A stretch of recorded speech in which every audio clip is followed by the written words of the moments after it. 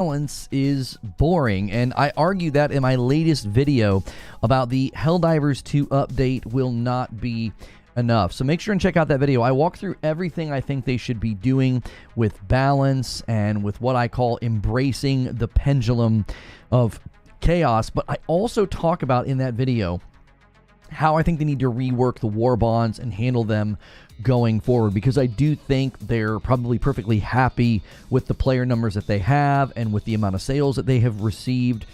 They're probably basically set for life, but I do think there are significant things they could do to make the game more receptive or more inviting and get that surge of players to come back. I don't think that they necessarily need to. I would think that they would want to. And also, I just think that I want them to. I want them to bring back the chaos, the bombast. I want the warbonds to be less arduous and less sort of like, you know, broken up, and there's almost too many of them at this point. So make sure and check out that video. Every day here on Reforge Gaming, we throw out an upload.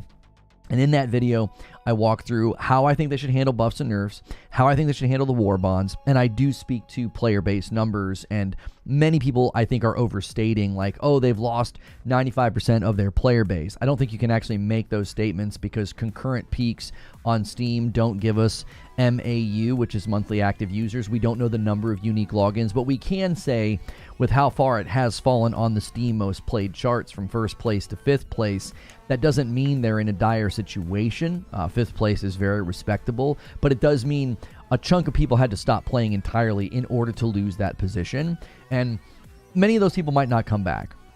They had their fun, they had their time, you know, they enjoyed their time with the game, and, you know, they have no plans on coming back. But I do think there are good portions of the player base that would say, hey, they made some great changes, especially if they don't tell us anything, if they just start doing things maybe secretly or buffing things secretly, and word of mouth spreads and maybe goes viral again. I could also see, and I don't talk about this in the video, but, you know, would be happy to discuss it with a live audience today. I would love to see them even consider different types of aspirational content. Don't just raise the difficulty, but like give us actual like raids or like dungeon style content or something like that, where it sort of proceeds in phases and gets harder and harder. So always make sure you start the day in morning coffee. If you are a paying member or you get a gifted member, you can start the day with me in morning coffee, and then you can watch the upload, and then you can come here and discuss it with us. Also, members get access to the writer's room at the end of the day. So consider supporting the channel directly. We do have a pretty lofty goal of having member plus and above count higher than it is right now. We're aiming for 1,000. So help us do that by upgrading to Member Plus or picking up your own membership. As always, best way to support the channel is to subscribe, be here, and smash like. Make sure and do that so you don't miss these live shows. Always check out those videos so that way you know what I think.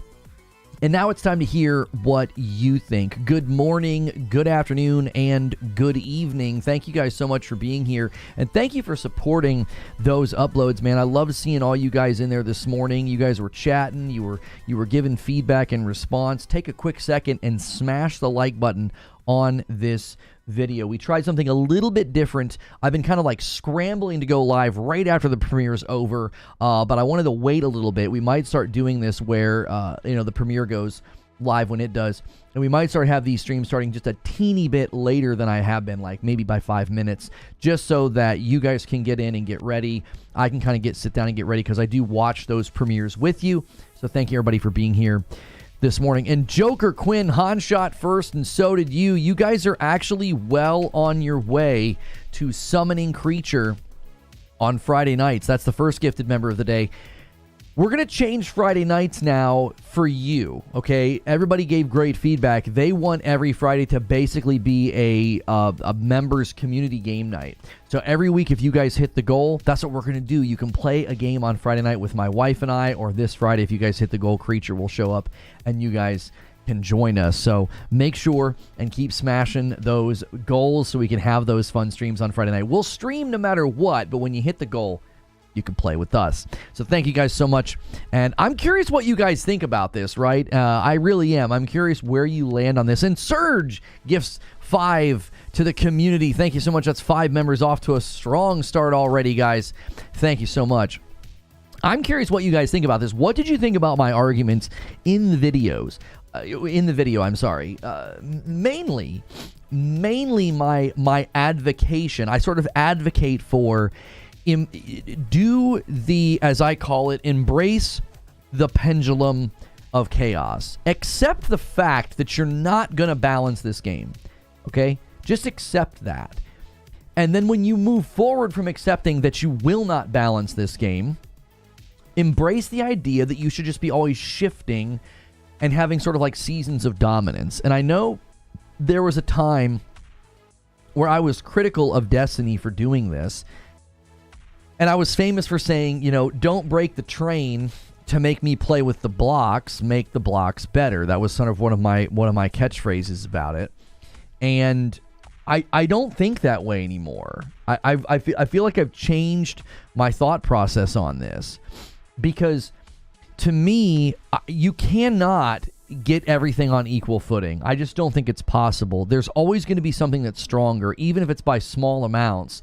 There's going to be builds, guns, stratagems, abilities, grenades, whatever, that it just becomes known that these are the strongest, right? Even if by percentage points, it doesn't matter. People will figure out what's the strongest, and they're going to use that anyway.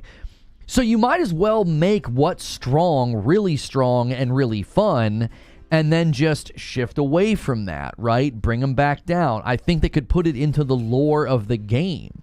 They could literally make it a part of the lore and the conversation, and like hey, Helldiver, we have a brand new R&D department who is handling, making the weapons stronger and the stratagem stronger, and they'd be fine-tuning them and always over-tuning them. That could be kind of a joke in the game. Yo, a 10 bomb from MASH takes us to 16. He sets up a 10 bomb dunker, Agent of Chaos, 16 out of 25. We'll see if anybody wants to tag team with MASH today and help us hit that 25 right away. I will gift 5 members as soon as we hit 25. Every 25 I get 5. So thank you guys so much for doing that. We greatly appreciate your support of the channel like that. When you gift a member or become a member, you are supporting the channel directly, and it helps us do this every day, so thank you. Agreed. Aside from lack of content, the nerfing is cumbersome. Okay, I know people are going to push back on what I said, though. They're going to say, yeah, but then you're just always buffing and nerfing. You're always going to be nerfing something that was previously strong. And I'm like, yeah, they're doing that anyway, so why not do it in a way that it's fun? You're going to do it anyway. They've done some buffs, but more would be okay. I mean, like, actual chaos. Like, embrace the pendulum of chaos. That's what I'm talking about. I'm not talking about, like, oh, this gun's a little bit stronger now, or, oh, we made this stratagem a little bit stronger now. No, I'm talking about actually taking things and making it crazy and making it a part of the lore. Have guns that just they're just busted. They're nuts. Do it. Just have fun with it. I just think balance is boring. I think the idea of like, well, we don't want to over buff, or we don't want to make things too strong. No, dude, just have fun with it. Like, there's no reason to chase this mythical idea of, well, everything will be, tuned into proximity with each other. I don't think that that's a good idea. Season sandboxes would do that. That's what I'm saying. Like, literally, you would have like a season where that's what's going on. That's what's crazy. You could end up making weapons that nobody uses and nobody likes. Make them nuts. Just make them nuts for a season. That would be fun. That would be fresh. You'd be like, oh man, I've never even touched this weapon, and now everybody's using it. This is so hilarious. Like, nobody ever uses these stratagems, and now everybody's using them. This is so fun. Like, I think that should be the goal. The goal should be to embrace the idea that you're never going to perfectly balance the game, so just go nuts with it. Just have fun with it. What I'm hearing you think is would be fun to have guns like the Clob and the BFG show up at the same time and make the gameplay wild and fun. And honestly, that sounds great. That's right. Make the Clob good, right? Make the Clob great again. It never was great. Hilly says, sensible, well-made points. It's PvE, and they seem to be shooting for balance, which is more needed in PvP. Although I hate balance, I like stuff to be good, but required to be used in a particular way. Yeah, I don't want to one-shot everything. That's not what I'm advocating for. I'm not advocating for, a weapon to one-shot everything. That's not power. That's not fun. Then you're just going to invalidate the content. I don't want the content to be invalidated, you know? I don't want it to feel like, oh, well, now everything is chintzy and cheap, but you just added Helldivers, or you're going to be adding Helldivers, Super-Helldive difficulty level 10 or whatever. Like, to me, that means you can really crank things up. I don't need Helldivers balancing updates to feel like they're trying to be a PvP esport. It's not very fun. That's exactly what I'm getting at, Rob V. It doesn't fit with the vibe of the game. It doesn't. What would fit with the vibe of the game is, Helldiver, we've launched a brand new research and development team for stratagems. And they would just constantly be putting that in the game of like, hey, we increased the damage and area of effect on these stratagems. And it would be insane. You'd be like, oh my gosh. And then they would say, hey, we're getting reports from the field that too many people are dying, so we've scaled it back, but we're going to try this now instead. It would be this ever-moving target that you would weave into the lore of the game, make it funny, make it tongue-in-cheek, everybody would know what you're doing, and that would be fun.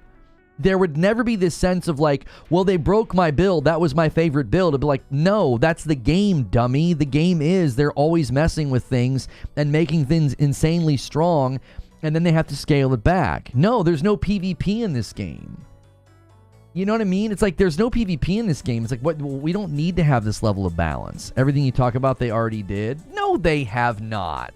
They've not done a single thing that I suggested. What I suggested with warbonds and price of items, and there's too many of them, and it becoming arduous as the game goes on. They've not done anything to address the warbonds. They've not done anything with buffs about like that I'm talking about. I'm not talking about making something better than it is right now. I'm talking about go chaotic with it. Just have fun with it. Even putting a random massive buffs or concepts at very rare but unknown rates and without telling you that's possible would be fun. Right, they could be like, hey, at any point in time, the weapons research and development team, you know, the R&D team might buff stuff. You know? Everybody that's quit the game and everybody that comes in here and talks to me about the game is like, it's bland now. They made it bland and boring. That's what everybody's been saying. So either they're doing a terrible job communicating how much they've buffed, or they're not buffing anything. The game has fixed some things, but most of the guns are still bad. They've already buffed strategies. Oh, stratagems. Yeah, okay. Here's the thing. I don't feel like you're engaging with what I'm saying. I'm not talking about just taking a stratagem and buffing it. I'm not talking about that. I'm talking about going crazy. Like, take a stratagem, take a handful of stratagems that nobody's using, and buff them to an absurd degree. And take some weapons that nobody is using and buff them to an absurd degree. Like, have fun with it. I'm not talking about tweaking something so that it's no longer trash. Like I said, embrace the pendulum of chaos. Just swing back and forth, always be changing, ever moving, never staying the same, right? It would always feel like there was something fresh to try out, there was something new to enjoy. I have like 250 hours in the game. Okay, that doesn't mean that your feedback is like invalidating what everybody else is saying or what I'm saying. I don't think they've gone far enough. Just because they have buffed some things doesn't mean that they're doing what I'm advocating. I'm advocating going farther than what you're saying. It sounds like a bust up the meta approach, says Derek, or maybe there is a meta way to develop every week or months. I think you would just do it like you would do a season. You'd have like a war bond, and for that entire season, you'd have things going on, right? Like one of the war bonds, the theme was like electrical weapons. And what you would do for that season is you would be like buffing anything that had anything to do with electricity. You'd be like fiddling with things and tweaking things and adjusting things to where it's like, oh my gosh, these weapons are crazy, right? That would make people come back and try something completely new. And then as that meta starts to settle and everybody starts using the same things, you shake it up again. You're like, oh man, we went too far with those weapons. We're going to have to turn some of that down, but now we're messing with these weapons over here. I think that is a superior strategy. I think that's superior to, like, it's like instead of trying to get the mix in the audio just right, let certain instruments have a solo. Does that make sense? Like, if you're familiar with the mixing board and mixing a band's audio, and you want to make sure the drums aren't too loud and the bass isn't too loud and the guitar and the piano and the vocals and the backup vocals, and you're making sure everything is in perfect harmony. No, stop that. Just let somebody have a drum solo for a while, like, and turn it up. And you're like, oh my gosh, this guy's, turning his drums into sawdust. That's what I'm talking about, is like, instead of trying to make sure everything is finely tuned, just go nuts, man. Just have fun with it. Most people are just crybabies and want what they want, and if they don't get it, they play something else, and they do the same thing with that game, and the cycle continues. I mean, calling everybody crybabies simply because they've voiced their opinion, and when what they want out of a game isn't delivered, they stop playing. That sounds like a consumer to me, right? That sounds like a consumer. If you went to a restaurant and they took your favorite meal off of the menu and you said, hey man, that's what I came here for, that's what I liked, or they changed the recipe so that it didn't taste as good, you'd be like, well, I'm not going to come back. And if the manager's like, well, you're a crybaby. No, you're a consumer. You're a consumer that's pursuing value. It's like, well, this is what I want, and if I don't get it, I'm going to leave. That's what people do. People do that in every single game that exists. I remember those videos telling me, forgot the name, that the fire rifle was weak, and it was one of the best guns for the bugs. There are certainly times where content creators will decry a game or gun as broken or not any good, and it's actually pretty good. The only thing stopping people from experimenting is watching content creators telling them this is meta and that's meta.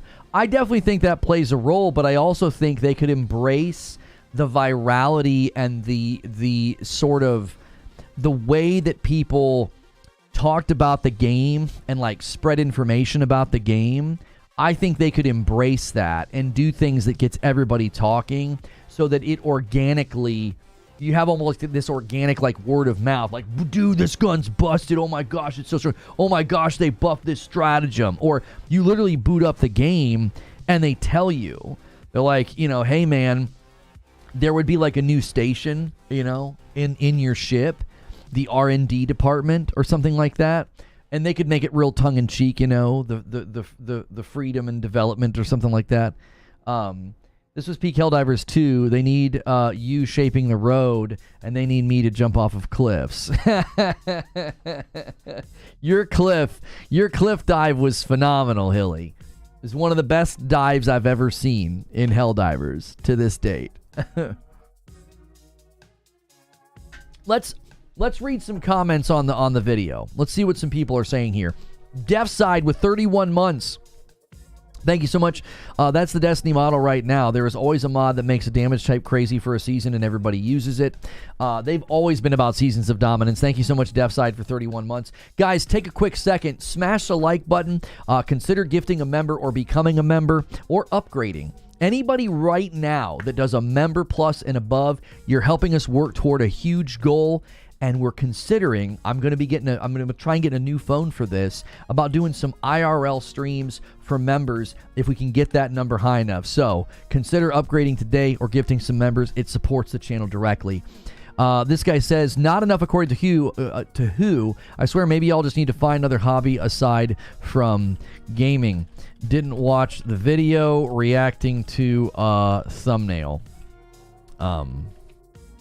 LOL. Like, you clearly didn't watch the video, because I talk about how there is no reason to think the game is in trouble. There's no reason to think that the game is in a panic mode. I think they're probably very happy with the player base numbers. I don't think it's enough to bring back the lion's share of the player base, and I think they could make changes that would, in fact, bring people back. Those creators were like, oh, the gun is weak. Yet I was always at the top of the kill count for matches, and we had like 90% for my accuracy. It depends, though. Sometimes, are they talking about overall damage? Are they giving a breakdown? Or are they talking about, were they talking about fighting automatons? Anyone complaining about the game never played Helldivers 1 and got hyped for Helldivers 2. It's not supposed to be a deep game, something you hop on every now and then with friends. y'all expected too much. You're not engaging with anything that has been said by me or chat today. You're just speaking in a platitude, a judgmental platitude. Nobody has yet said they expect a deep game. Nobody yet today has said they expect this massively deep game that's far beyond expectations. We're talking about making the game crazy, fun, and chaotic and silly, which is quite literally the opposite of what you're insinuating. Like, you're acting like we want this deep game, and we're like, no, just make it chaotic and crazy. Many people today are saying going for perfect balance, trying to fine-tune everything is a wasted effort. Don't bother with that. So you're not even engaging with what I have said or what chat has said. You're shadow boxing. Nobody yet today has asked for like a super deep game. Trying to really fine-tune and balance the game, that feels out of step because it's not that kind of game. It's not. It's like you're taking yourself too seriously. The game doesn't need to be that fine-tuned and balanced. They literally should just take on, I'm telling you, they should just come out and say, balance is boring. It's a fool's errand. It's a fool's errand. You're not ever going to get the game perfectly balanced anyway. So, embrace the chaos. As I've said, embrace the pendulum of chaos. That's what I think they should do. And I think it would fit right in hand with the identity of the game. This guy says, then don't play. If you don't like the game, leave. Reacting to the thumbnail. Obviously, didn't watch the video. I swear people literally don't watch the videos. It's like they don't watch the video. I spend the first 3 minutes of the video praising the game for how popular it was, and I talk about how you're gonna need to change the way you handle buffs and nerfs, and you're gonna need to address warbonds if you want a bunch of people to come back. Like, that's not negative, that's not hate. You're not reacting to the video, you're reacting to the thumbnail. Like, watch the video. The video is very positive. The video is basically saying, hey, they made a ton of money, they got a ton of players, and if they want a ton of those players to come back, I think there's some things they could do that would help. I really do. It's not like, oh, the game sucks, it's boring, no one wants to play. It's, no, you made decisions that drove people off. The PSN linking thing drove people off, but I think a lot of the nerfs drove people off, and you can reverse course on some of that stuff. You know, player feedback is incredibly valuable, you know? Michael C. renewed their membership, and it's a VIP member plus and above. Counts now in the daily count and the daily goals. Thank you guys so much. If you really believe 90% of the players left, how are they still number 5 on Steam and the only games doing better than that are free to play? Nobody said that. Oh, wait, somebody did say that. The reality is 95% left. No, that's false. That's not true. That's a false headline put out there by liars. They're liars. They're not telling you the truth. They are reporting on concurrent peaks going down. That does not translate into 95% of the player base left. They're telling you a lie. It's a clickbait. It's a headline clickbait strategy that is always employed every time a popular game's concurrent numbers go down. This has happened every month of every year that I have covered games. A game's concurrent peaks go down, people get out their calculator, and they say, the percentage that it's gone down, that's how many people have stopped playing. They're liars. They don't understand the data points that they're reporting on. They don't. They're either stupid or dishonest or both. That's not what concurrent peaks communicate. You would need to have data points from the developers themselves, more than likely, that communicates what's called MAU, which is monthly active users, unique logins. Concurrent peaks on Steam do not communicate how many unique people are logging in every week and every month. You don't know how many people stopped playing. You don't. Now, you can look at the Circana reports and you can say Helldivers was number 1 above Counter-Strike 2 in May, and it's now in 5th place. 5th place is respectable. It means a lot of people are still logging in, but what it means is the drop from 1st to 5th, yes, a large percentage of people are not logging in anymore, but you cannot use concurrent peaks on Steam to argue how many people left. Again, they are either stupid or dishonest or both. They don't understand the data points that they're reporting on. It's tiring that it even gets out there and gets circulated. They're just lying to the public. They're not telling the truth. Zubair says, witness me, 41 months in a VIP, an option renews and gets a member plus renewal, and that bumps the line to 19 members on the day, almost to the first 25. Guys, thank you so much. You can figure out the MAUs, though. The industry standard as a rule, not 100% exact. You can multiple the number by 7 to 11, and you'll get a super accurate range of MAU. I have no idea what you're saying, Ginger. Multiply what number by 7 to 11? Huh? Are you goofing? I can't tell if you're being serious or not. I feel like a lot of people commenting on things that haven't put in enough hours in the game nor completed it on Helldive difficulty. It's definitely a lot of crazy things in the game right now. I have 80 hours in the game. I don't need to play the Helldive difficulty to know that they nerfed too much and didn't buff enough. Stonespire sets up a 5-bomb dunker with a single gifted, and he bumps the line to 20. We'll see if anybody takes his bait. Give me 1 second. I'm going to turn this camera on.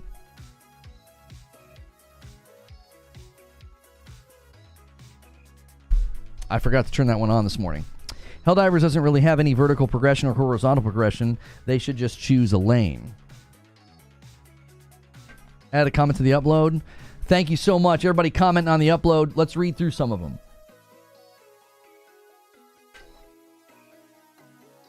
Circana says 95% have stopped on PlayStation. PC still has plenty of players. Wait, Circana claimed that 95% stopped on PlayStation? Where did you see that? You're saying that Circana reported that. Circana, 95% Helldivers 2. I'm not finding a single article claiming that. I feel like you're crossing your wires.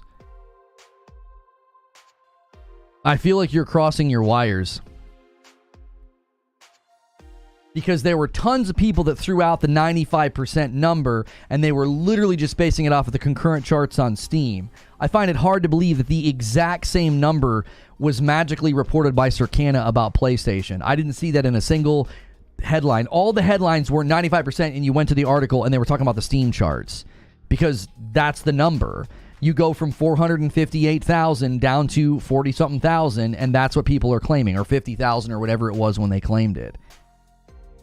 You take a concurrent peak of 10,000, for example, 7 to 11 times would put MAUs around 70,000 to 110,000 MAUs. This is usually a very close figure. You can take the hours played, too, as a way back.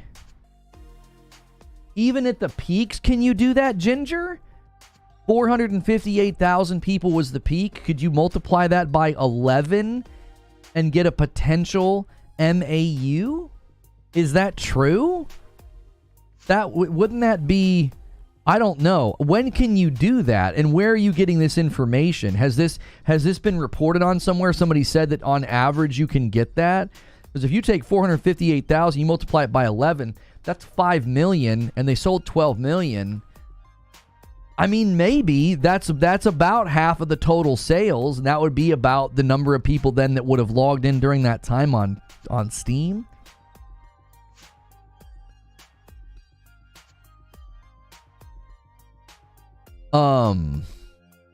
Maybe a different site. I don't think Circana reported what you're claiming. Now, Circana likely has the number where they currently sit. More people stopped playing on PlayStation. That's 100% true. If you look at the top 10, Helldivers 2, I think, dropped out of the top 10 on PlayStation, and it's like number 5 on Steam. It's holding stronger on Steam than PlayStation. I'm not sure what the reason for that is. You know, the First Descendant came out, and it's got a much better score on PlayStation than Steam, so maybe a bunch of people are playing that. I'm not sure. A very close figure. There's a 40% difference between those numbers. For peak, yes, but not the record. And when I talked with devs, they say this is the industry standard. That is such a huge range, though, Ginger. You know, like what's been pointed out by Chris. Skylar with 14 months burning this while I remember. That bumps the member line to 21. You guys got 125 members yesterday. You're going to need about 180 today and 180 tomorrow if you want Creature showing up on Friday. UK Gamer left a comment on the video. Helldivers 2 was great when it was first released, but it just doesn't hold my attention anymore. The gaming market's too productive. There's a lot of games releasing each week. Great video. Look forward to every day. Oh, man, thank you so much. I kind of agree with you. I do think it's hard for live service games in general. I think it's really difficult for live service games in general to to maintain their player numbers because there's just so many games coming out. You know, I do. I think that's making it tough. LOL, MAU versus CCU. Still losing without grace, I see. Man, the Turk, you just can't lose gracefully, dude. This guy went for how long did he claim he could get MAUs from concurrence on Steam? Just can't lose gracefully. Got absolutely demolished and is still joking about it. The 7 times to 11 times is just the range. You would then look at hours played and then factor in industry reported figures on average gamer playtime, which on an average is 7 hours a week. It was 8.4 in the Pandy. Oh, so the average person's playing 7-something hours a week. The math falls apart when a game with 20,000 peaks is the 5th highest in the US for weekly active users. Yeah, it gets really difficult to predict that, Eugene, but like he's saying, it's a range, right? So maybe you would say Helldivers is at the top of the range and Destiny's at the lower part of the range, right? Rissick gifts a member and takes us to 22. Thank you so much, Rissick. Oops. Many hands make light work, and single gifteds add up quickly. The PSN account thing was stupid, though. You shouldn't be forced to make an account to play. I don't mind if a company wants to make you do that from the very, very beginning, right? You admitted yesterday CCU was useful for determining the health of the game. Yes, and that has nothing to do with your original claims that got falsified and you never admitted that you were completely incorrect and wrong because you can't lose gracefully. Like, now you're shifting goalposts. CCU can certainly give you a barometer on health of the game, and also Circana's report that they're now in 5th place for total people playing in a given week. You can see that they're still in a position where their MAU or their DAU is in a healthy spot, even though it has dropped. But you cannot, again, you cannot get unique login reports from Steam. You can't get that. You continued to claim that you could, and when you were proven false, you just refused to admit it. Like, you can't admit that you were wrong. It's liberating to be like, yeah, I was wrong, I was mistaken. It's so much easier for you to type that than to continue to act like you knew what you were talking about, because you didn't. Even Ginger is saying that you can only calculate MAU from CCU, and you have to do a range of like 7 to 11 multiplied. Like, that's ridiculous. That's not even giving you a rough approximation. That's not even giving you a rough approximation. Because if you take the first number that I took, which was like, what did I say, 450,000, right? Times 11 is like 5 million. If you take that exact same number, 450,000, and you times it by 7 instead, you only get 3.1 million. That's a range between 3 and 5 million. That's 2 million. That's not even remotely giving you good info. It's giving you a very, very rough approximation. Yes, anywhere from 3 to 5 million people uniquely logged in Helldivers when it hit its peak. 3 to 5 million? For goodness sakes. That's close to double. They're not even close to each other. I find myself using the MAUs to push back on those who say that concurrent equals players, which isn't what you want, because the other thing about concurrent is that you'll see it ebb and flow with other game releases. So you can see a drop in all games usually around the same times. Right, because people are checking out the brand's new game, especially when something comes out and it's free, or Fortnite doesn't update, or Warzone doesn't update. That will impact where people spend their time, for sure. they'll all clamor and go check out the new season. I mean, or they'll go check in the brand new DLC in Destiny or whatever. Games certainly will do that. They'll cause those things to swing, which means you're really, really going to struggle to figure out what's the number. You don't know the number unless the company gives it to you. Or if you have some kind of an API like, well, no, even the API like Charlemagne just tells you how many people are currently playing. It doesn't tell you how many are uniquely logged in compared to yesterday or the day before that. Yo, good morning, Games We Love.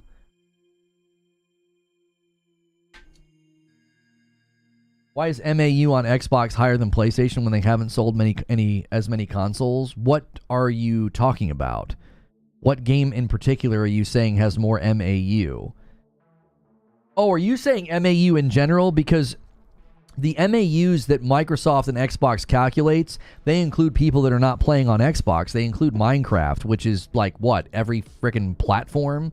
Xbox's MAU reports are not about the number of people playing on the console. It's about the number of people logging in and playing games like Minecraft. Their MAU reports are about to get insane because they're going to start including Call of Duty. Yo, what's good, Harry? We don't have that info, but that's what I find to be the more important values. I agree with you. I completely agree with you, Ginger. That's what I've always tried to tell people. I was like, looking at the concurrence does communicate something, but it never communicates what people claim. Never. It never communicates what people claim. Oh, they lost 95% of their player base. Anybody saying that is a liar. They are quite literally lying. They are not telling you the truth. They do not have that information. They cannot claim to have that information because nobody does.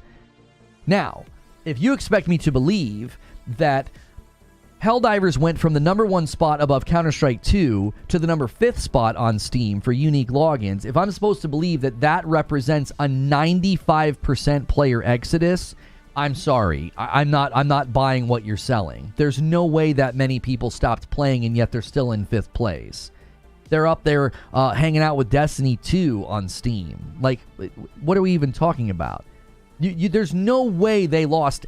Can you imagine losing 95% of your player base, meaning only 5% are logging in, and yet you're still somehow in 5th place on Steam? It just doesn't stand to reason.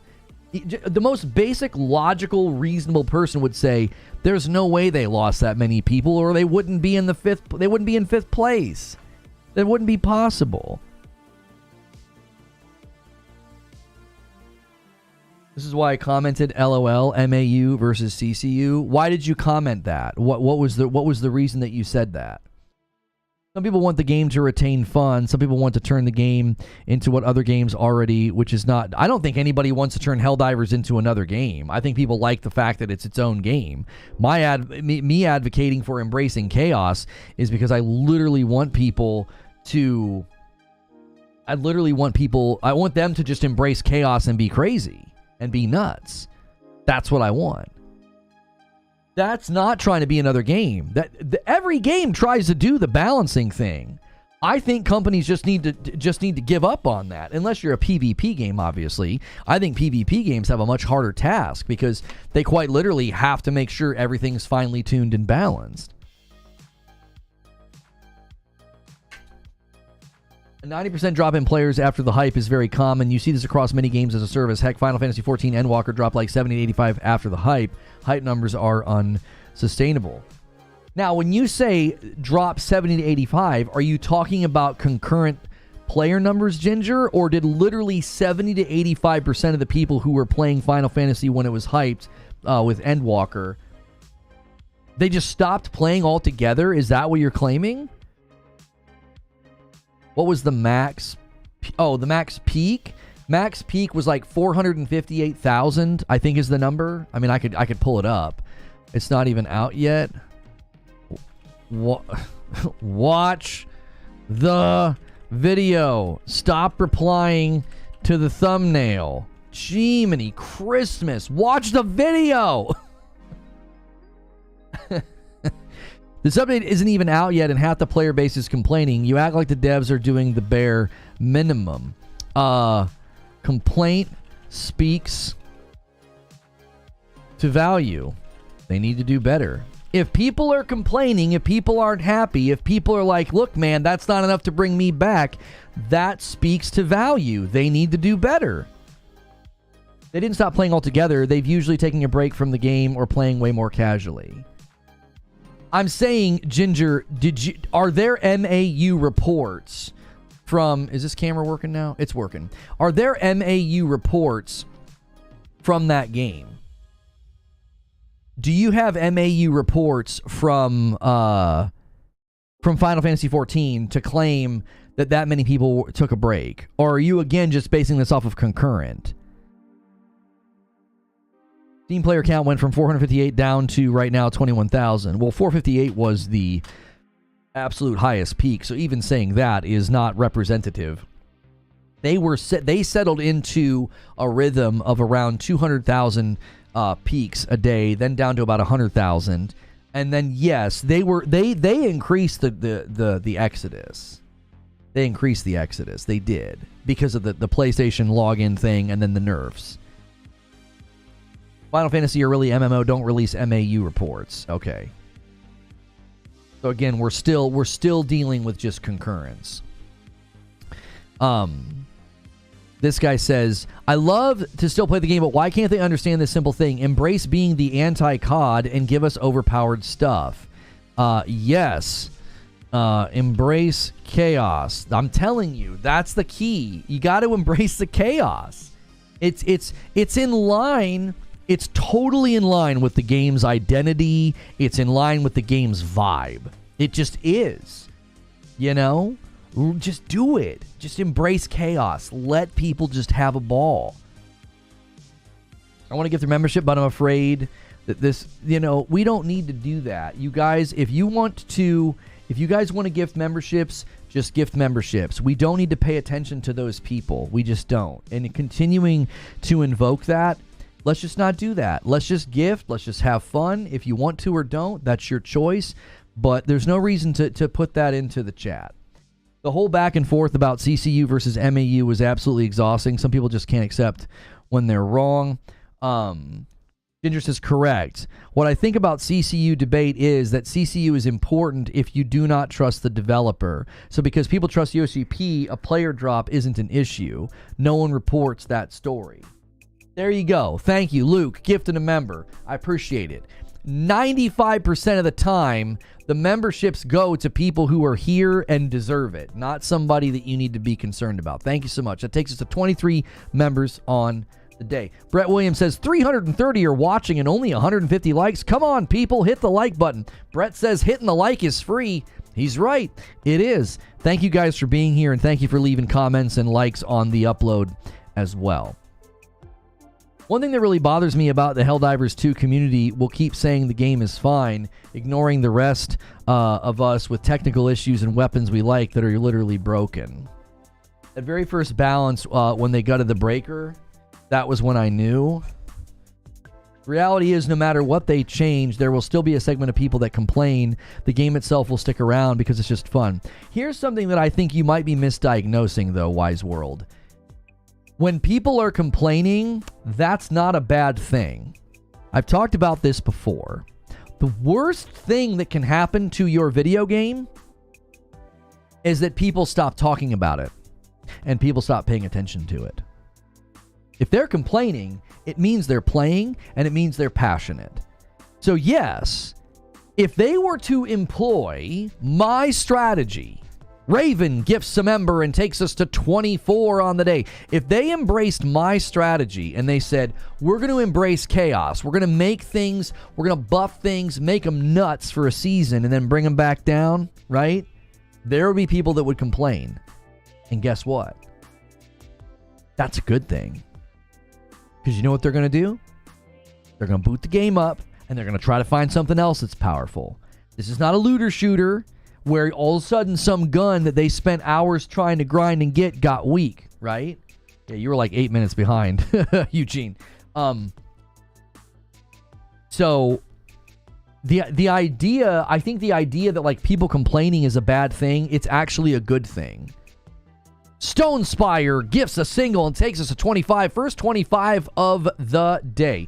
Y'all are going to need 180 today and 180 tomorrow if you want creatures showing up. We'll be playing Overcooked, and guess what? You can play with us if you hit the goal. So let's get the member count going, man. It'll be a blast. At the same time, Final Fantasy XIV had to have a 2.0 moment, so Helldivers 2 still has the opportunity to reinvent itself instead of just bleeding out for years. They might not even consider it bleeding out, though, Paul. They could spend the next 2 years just experimenting. They made way more money than they needed, so the next game is more than likely funded. So they could spend the next 2 years just experimenting and gathering data and doing research, you know?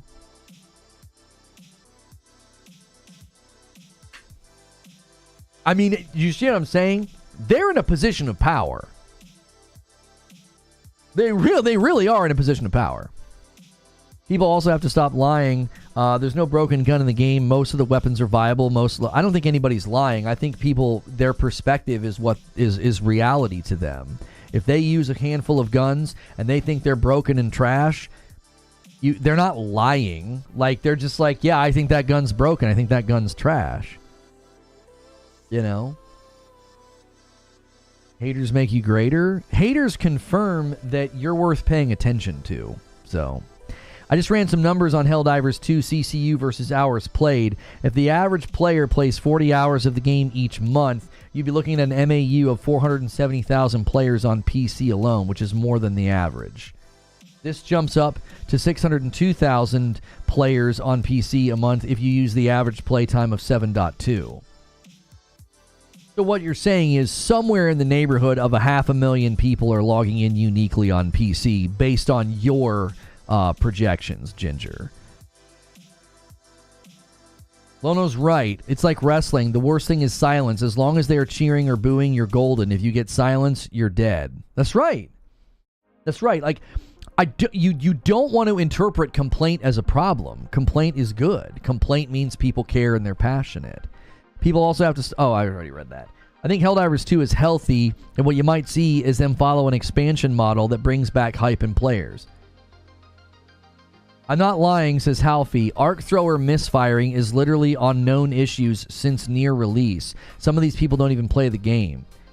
Yeah, it's interesting that Halfie seems to be speaking with some knowledge and authority here, and you were trying to cite that earlier as that you knew more than him or me or others, and it seems that he actually is informed and knows what he's talking about.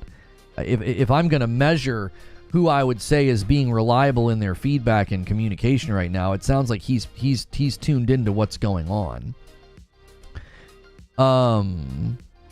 Fast-paced, brutal action roguelike. Oh, Kyborg. Yes, this game looks sick.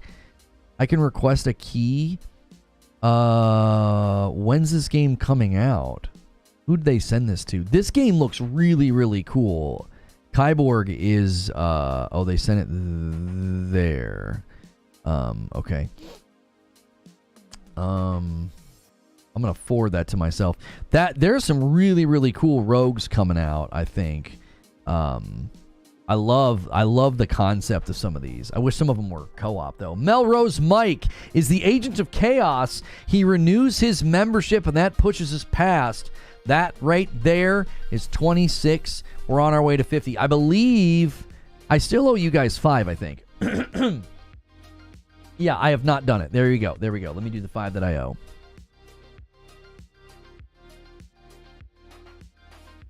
Kyborg looks so fun. It really does. It really does. I'm going to request a key. I really hope we could start getting games early so we could start doing like actual reviews for you guys. It's really, really... I can't do reviews if I get the game the day it comes out. It's just impossible. Let's see here. What do you want us to call you? Oh. What is the name of your channel? Reforge Gaming. There you go. That's the title. What's your job title at your outlet channel? My job title? Show host, I guess? I'm CEO, dude. I'm CEO. What do you mean? I would like a key for PlayStation. My audience would love this game. My audience would love this game. It looks pretty sick. There we go. Thank you so much, Michael B, for becoming a member. Welcome back. Yeah, the talent. El Presidente. I always love that when people are like, yeah, I'm the CEO of my own company that I started. My title is BAMF. That's right. Bad. That's right. Fuzzy says, I'm totally down for a meta shakeup, but I really want them to lock down the core of the game. Right now, my biggest issues are glitches. You fail a whole map because the ore extractor glitches out and doesn't finish, or the civilians won't get in the extraction ship, or the launch of the ICBM glitches because you can still call in an SSD card. Honestly, true up jank. And I think you will get a good amount of people back. My friends list is still bugged. There's just so much at the center that isn't 100%.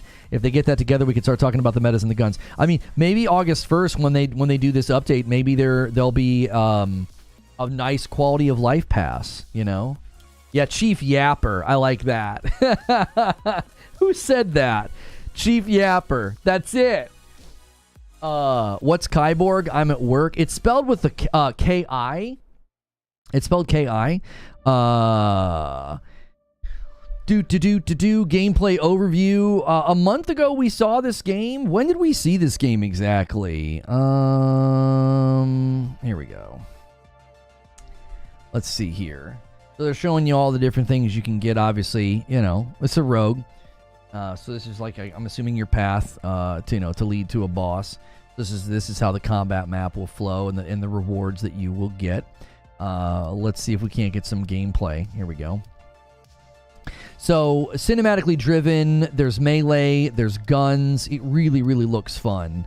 My only concern would be the clunkiness of movement and shooting and transitioning to shooting. I've played games like this that go really, really high cinematic on like punch animations and stuff. So I hope they just don't overdo it. Banishers was a really, really cool game, but they just really, really... The combat just felt so gunked up. There was just all these sorts of cinematic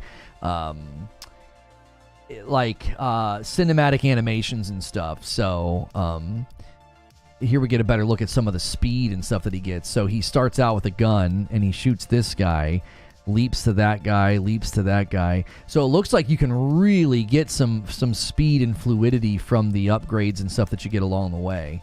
Yeah.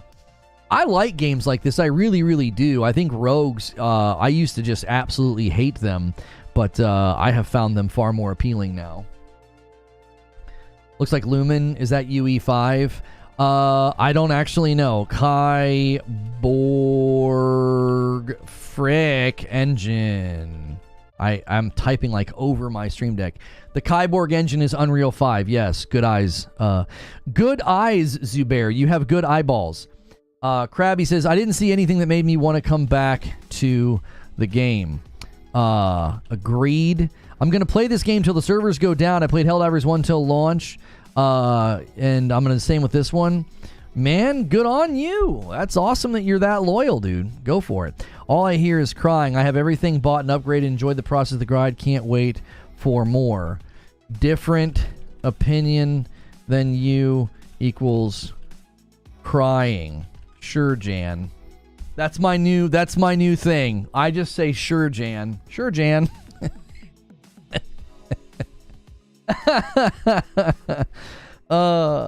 Looks like a beefed up version of an indie game I played not too long ago. Lona went rogue. This guy says the title of this video is under investigation for treason. There is a good fan. LOL. There we go. Have fun with it. You know, the Helldivers community used to have fun with disagreement. They weren't like nasty, you know. Guys, take a quick second. We've been streaming for almost an hour. Smash that like button. It's totally free. Make sure it saved your like, by the way. Make sure that little thumbs up has been pressed. And thank you guys so much. Currently, we have 450 people at Member Plus and above. And we've got this big, massive goal that we're shooting for. We want that to be at 1,000. If it's at 1,000, we're going to start doing these Saturday IRL streams with you guys, with members, grilling out, cooking out, hanging out, something like that, getting a little more personal with you. So consider upgrading, consider picking up your membership, bump up to that Member Plus. If you've been getting it gifted for a really long time and you can afford your own, help us hit that huge goal. It's something that we're working on. It's not the weekly, it's not the, I give 5 every 25. It's a completely separate thing that we're going to start working on, and we appreciate everybody who's helping with it. I think it was Data East. What was the game that was like a rogue that was like melee and you were like a mutant weird thing or something? I forget what it was. Anyways, there are some people that are disagreeing on the comment section of my video. One of them said that they think balance and rebalancing is too tough. Like they're not going to do it. I actually think it's easier than trying to balance, right? Oh,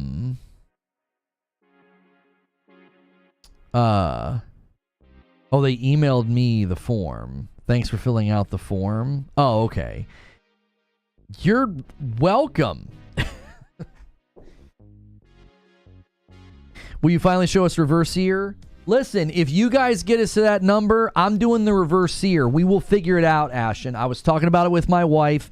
There's a handful of things we could do to kind of protect our privacy, and we could do the reverse seer. We could. I've got some things I could do that would protect us. So yes, upgrade today, right? There's an upgrade command. It's very easy. It's $1 more, right? If you've been getting memberships for months and months and months and someone else has been paying for you, man, show that appreciation to this community. It supports what we do here. It'll unlock something extra.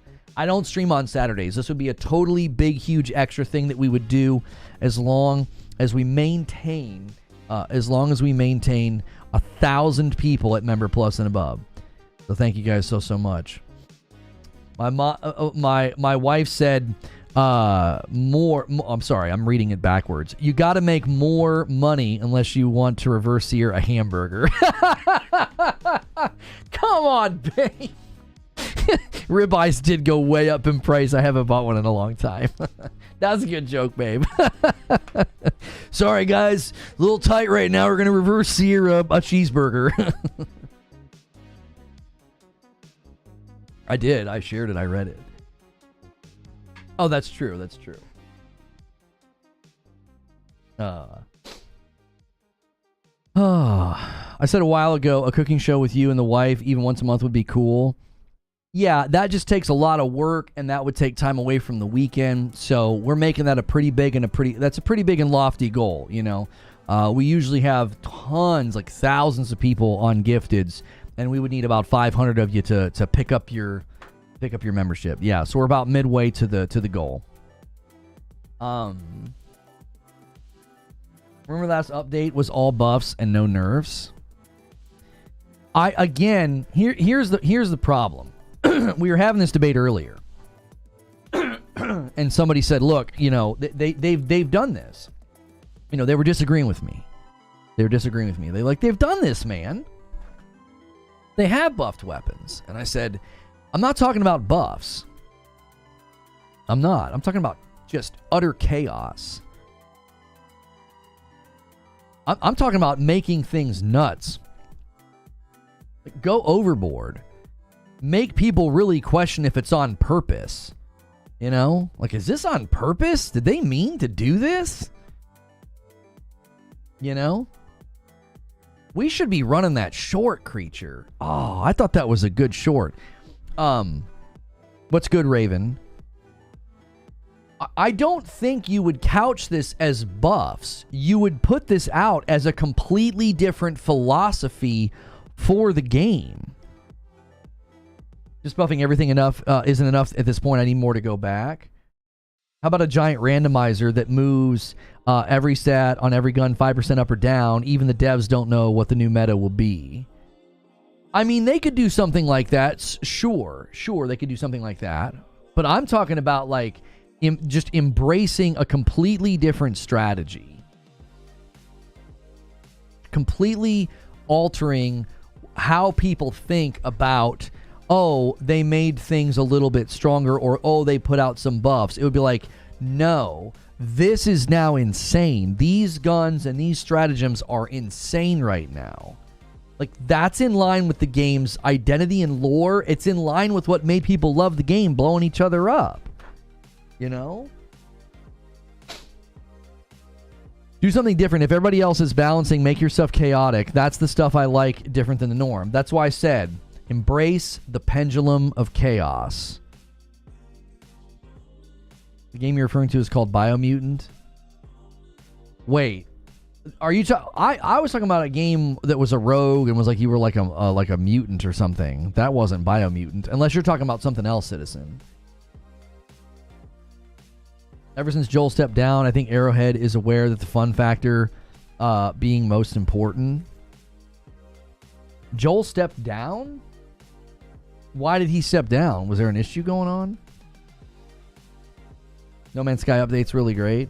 Yeah, I heard that the first planet discovered was discovered by somebody called Light No Fire. That's interesting. That's interesting, isn't it? Huh.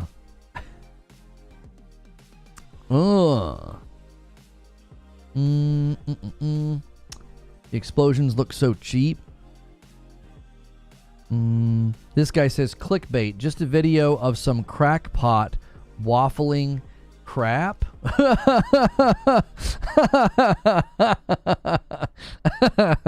I like when I go to the Held for Review comments and they make me they make me laugh. Those are my favorite.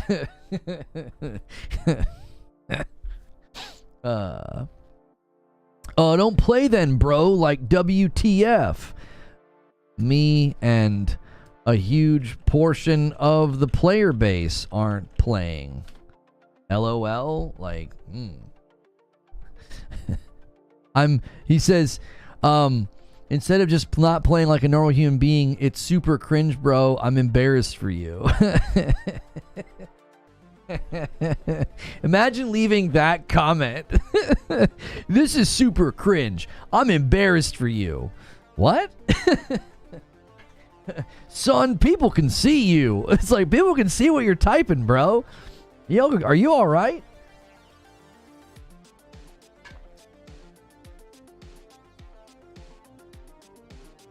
That's the point you're making. Yeah, look, a lot of us stopped playing. You know, I think that they should want us to come back to a certain degree. I didn't even ask for them to like fine-tune the game for me. I said, these are two categories where I feel like you could really maximize the player return. Maximizing the amount of people that come back to your game, that's not a bad thing to shoot for. Joel wanted to be more hands-on with the development of the game, so he stepped down from CEO or whatever. Oh, the CEO. That's right. Yeah. He stepped down so that he could be, he didn't want to be in that position. Did they appoint somebody else into his place just yet? I don't know if they did. I don't think they did. Was it Arborea? I think that was it. Yep. That was the game. Nice job. I gave you almost nothing to go on. It's like a rogue and you're a mutant. You did a good job, man. That game was really rough and really clunky when it first came out. It's currently got a 78% on Steam. It's not surprising. It probably still is a little rough around the edges. I had fun with it, though. That's impressive work, Incarcerated. That's very good. He cost Sony a few million. I'm sure he wanted to be more hands-on. Yeah. Why is somebody talking about Biomutant here? Biomutant is a Kung Fu Fable RPG with shooting, melee, and mutant powers. Yeah, I'm not tracking with why you brought it up, Citizen. Let me see what you said in chat. Yeah, I'm not sure what are you talking to me, Citizen, or are you talking to somebody else? I played Helldivers for months, and anytime a gun was fun, it would get nerfed next update. Some players praised nerfing meta, nerfing fun, and country bans made the player base evaporate. I spent 10 minutes trying to remember its name. I mean, that was impressive. I think people are using the wrong name. Joel was the game master. The CEO's name was not Joel. His username is like Piles something. He's now the CCO. I don't know his full name, but yeah, his name was not Joel.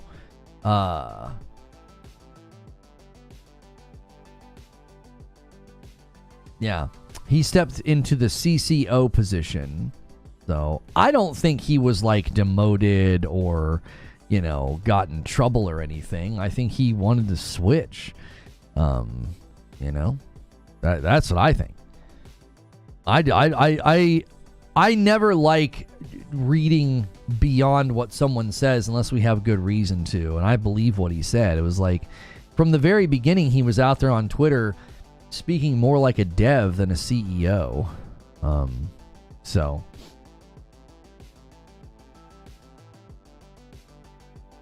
All right.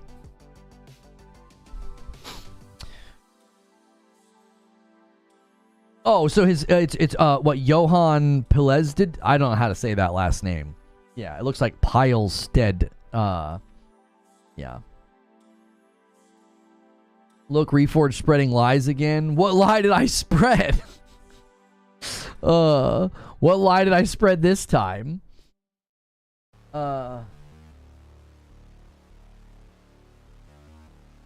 Shams Georgian from Paradox is the new CEO.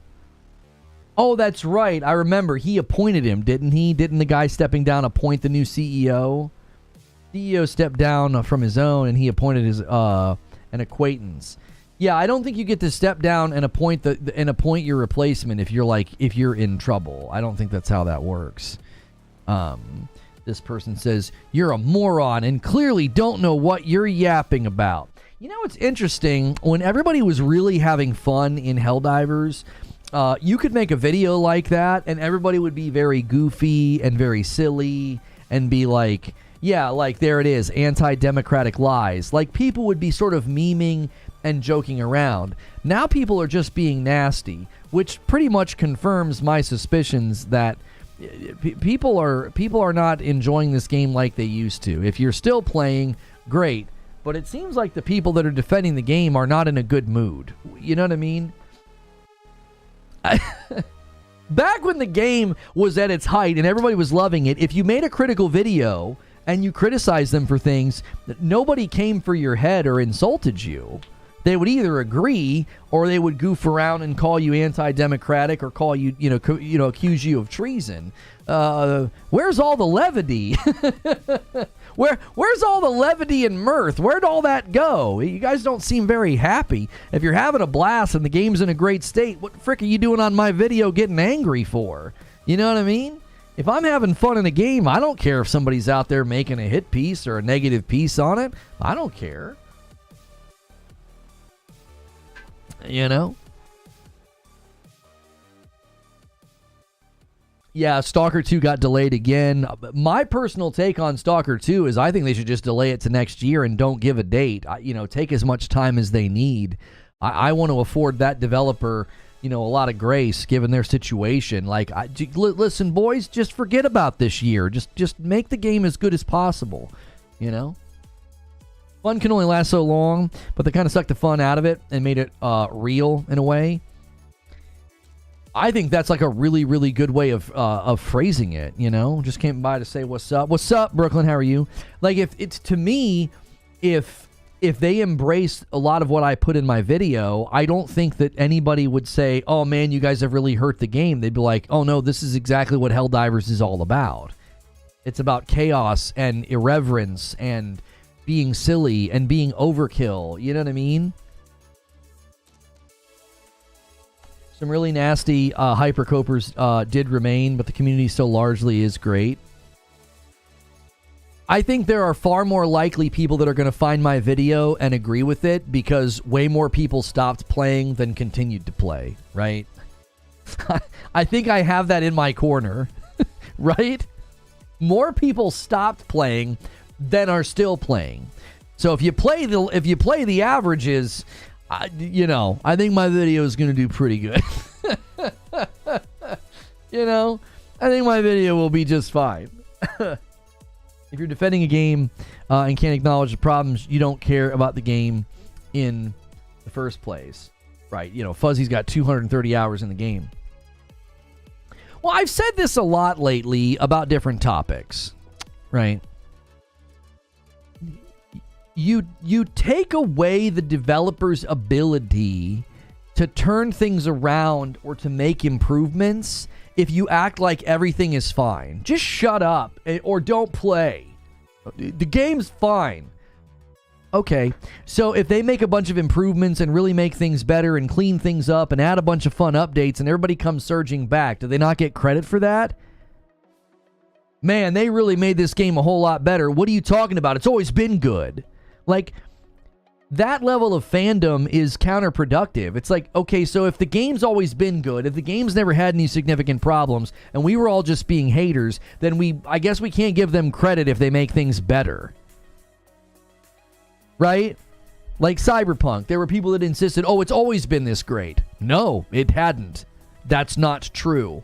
You don't dedicate that level of bandwidth and time and that amount of updates and that much work in a game that's always been great.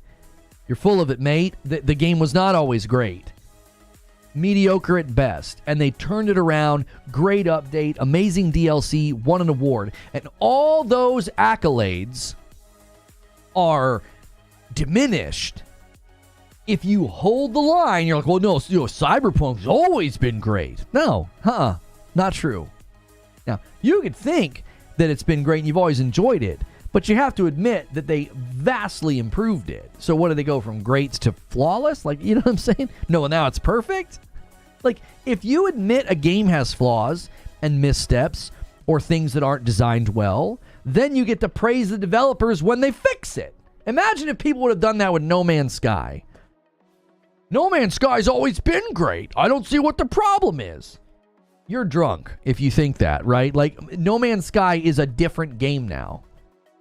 They basically built a sequel inside of the base game. It's not the same game at all. It actually now, I would argue, far exceeds any of the early trailers, any of the early impressions, any of the early promises. And you can't give them that praise, and you can't heap on the compliments if you've been saying the entire time that there weren't any problems, everything was fine, and the game's always been great. Like, you're not helping the game by doing that. You're not helping any game by doing that. I don't care if it's Helldivers, Cyberpunk, or No Man's Sky. It doesn't matter what game it is. You're always better off just saying, yeah, these are the missteps. These are the mistakes. These are the shortcomings. These are the things that should be improved. Speaking of No Man's Sky, the game erased some of my water park. Well, with those water updates, you know, maybe the waves eroded the shoreline. At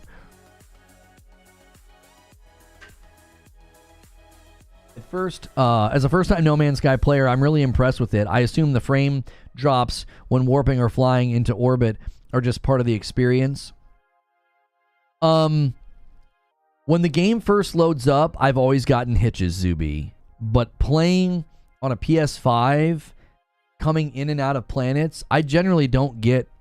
Oh, you're saying frame drops. I don't know if you're talking about like hitches. There were hitches for a time, but if you're talking about frame drops, I'm not sure. Are you just not maintaining... What are you shooting for? 120? You know, I don't know if I've ever noticed it. I feel like I maintain 60 in that game when I play.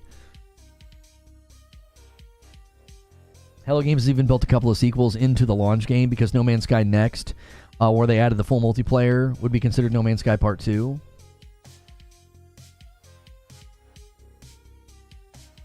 Thoughts on the PS5 Pro leak with No Man's Sky?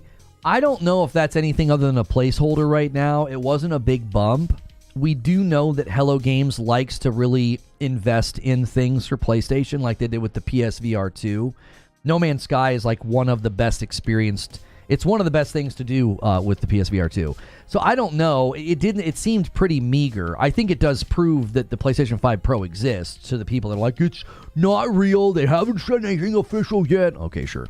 But it was a pretty meager bump. So based on what we heard about the PSSR and the upscaling, I would imagine you'd get more of an upscale in a game like No Man's Sky, unless, of course, they're doing other things that we can't see, right? So it's not just that the upscaler increases the resolution, it's that the upscaler is supposed to be able to allow a game to have like a quality mode with ray tracing and all this great lighting and not lose frames. So what you could be seeing is one piece of a larger pie in that, hey, No Man's Sky on PS5 Pro is going to get a slight bump in res, all this extra lighting stuff, and it's going to maintain 60. Like, it could be like a layered thing.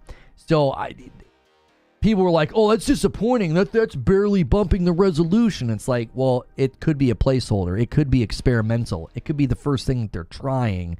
And, you know, the Pro's not, based on all information that I have and sensible predictions, it's not coming out for 4 months. So I would not imagine that Hello Games would be worried about jamming all of the PS5 Pro code into No Man's Sky right now. So I wasn't bothered by what I saw. PS5 Pro's CPU says otherwise. You not knowing how video games work and thinking that a CPU bottleneck will affect an upscaler proprietary piece of hardware is, I guess, entertaining, but yeah. I think that's going to be fantastic. I think we're going to have round 2 of everybody throwing egg on their own face. I think it's going to be wonderful, you know. We were told that the Series S was going to run circles around the PS5. How'd that work out? Same people are like, oh man, that CPU bottleneck's just, there's not going to be any reason to buy that. Sure, let's just add more to the Hall of Shame with other predictions that you guys have made before. Let's just fill a wall with tweets. The CPU. All the tech breakdowns and all the information we have about the PS5 Pro points to an upscaler that will deliver performance that you can't get right now. Like, that's the point of it. Like, but the CPU. Response to the statement, PC is the PS5 Pro? What? Tycho, what are you saying with PC is the PS5 Pro? What are you trying to communicate? I thought you were responding to me, Kumi, because I was talking about, like, the fact that they're going to use the upscaler, and you're like, the CPU says otherwise. And I'm like, what the frick? Like, yo, Meech with the VIP, morning chat and Lona. Hope everybody's having a good Thursday. Yo, what's good, Meech? Bumping the line to 27. You guys are going to let Creature off the hook, man. Oops. That was weird. You guys are going to Creature off the hook, man. You guys are going to have to put it into overdrive. You want to summon this man on Friday night. No Man's Sky patch has PS5 Pro Trinity files in it according to data miners. Right, and there was mixed response. So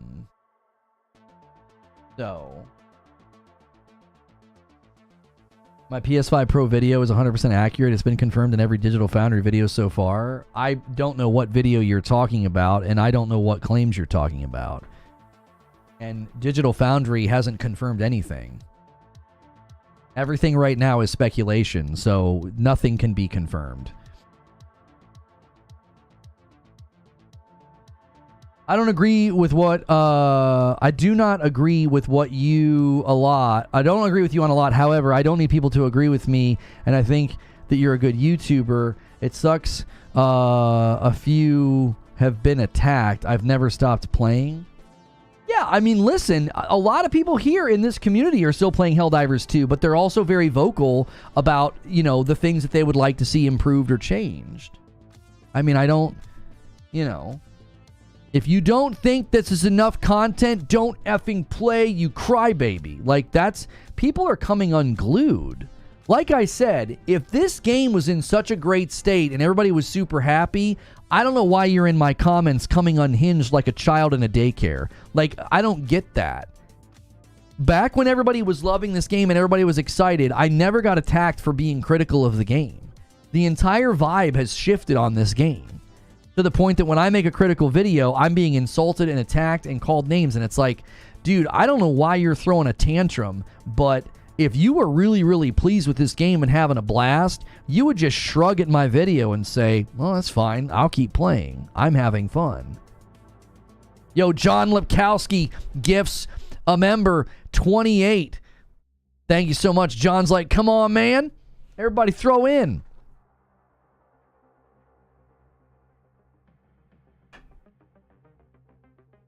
Would you consider doing a show comparing PlayStation 4 first 3 years versus the PS5? Why would you want me to do that? What are you looking to see? Like, are you wanting to see number of games? Are you wanting to see graphical leap? What are you wanting compared exactly between the years? Some people would want to see a first-party comparison. Others would want to see exclusive comparison. Some people didn't want to see cross-gen support. There were a lot of weird viewpoints of the first couple of years this gen. I didn't share a lot of those viewpoints. I just wanted new games with 60 FPS and better graphics. That's all I wanted because that's what I was promised, and that's what I got. I also don't care about first-party versus third-party exclusives because that doesn't matter to me. I don't care who owns the studio. Like, I had a blast in Stellar Blade and Ronin, and I don't care who owns the studio. So there are different reasons to make that video. There are people who have done nothing but cry and whine this gen, saying that we haven't gotten enough and it's been very disappointing. And I'm on the other side of that. I feel like I've received amazing games. I feel like I've received games that I've had an absolute blast with. You know, even the game we're talking about today, I've played 80 hours of Helldivers. That I've gotten more than my money's worth out of that. That was a great time. I had a fun time with it. I played it up with my wife. I will again. She liked it. She would talk so much smack when we played. She'd get so mad when people would pick up stuff that she thought was hers. It was great. Stone Spire gifts a member. I know what this man's going to do. He's going to bump it to 29 and then bump it to 30. He's hoping to summon a 20 bomb from 30 to 50. We'll see if you can do it, Stone Spire. This guy is the absolute man with these setups. There it is. There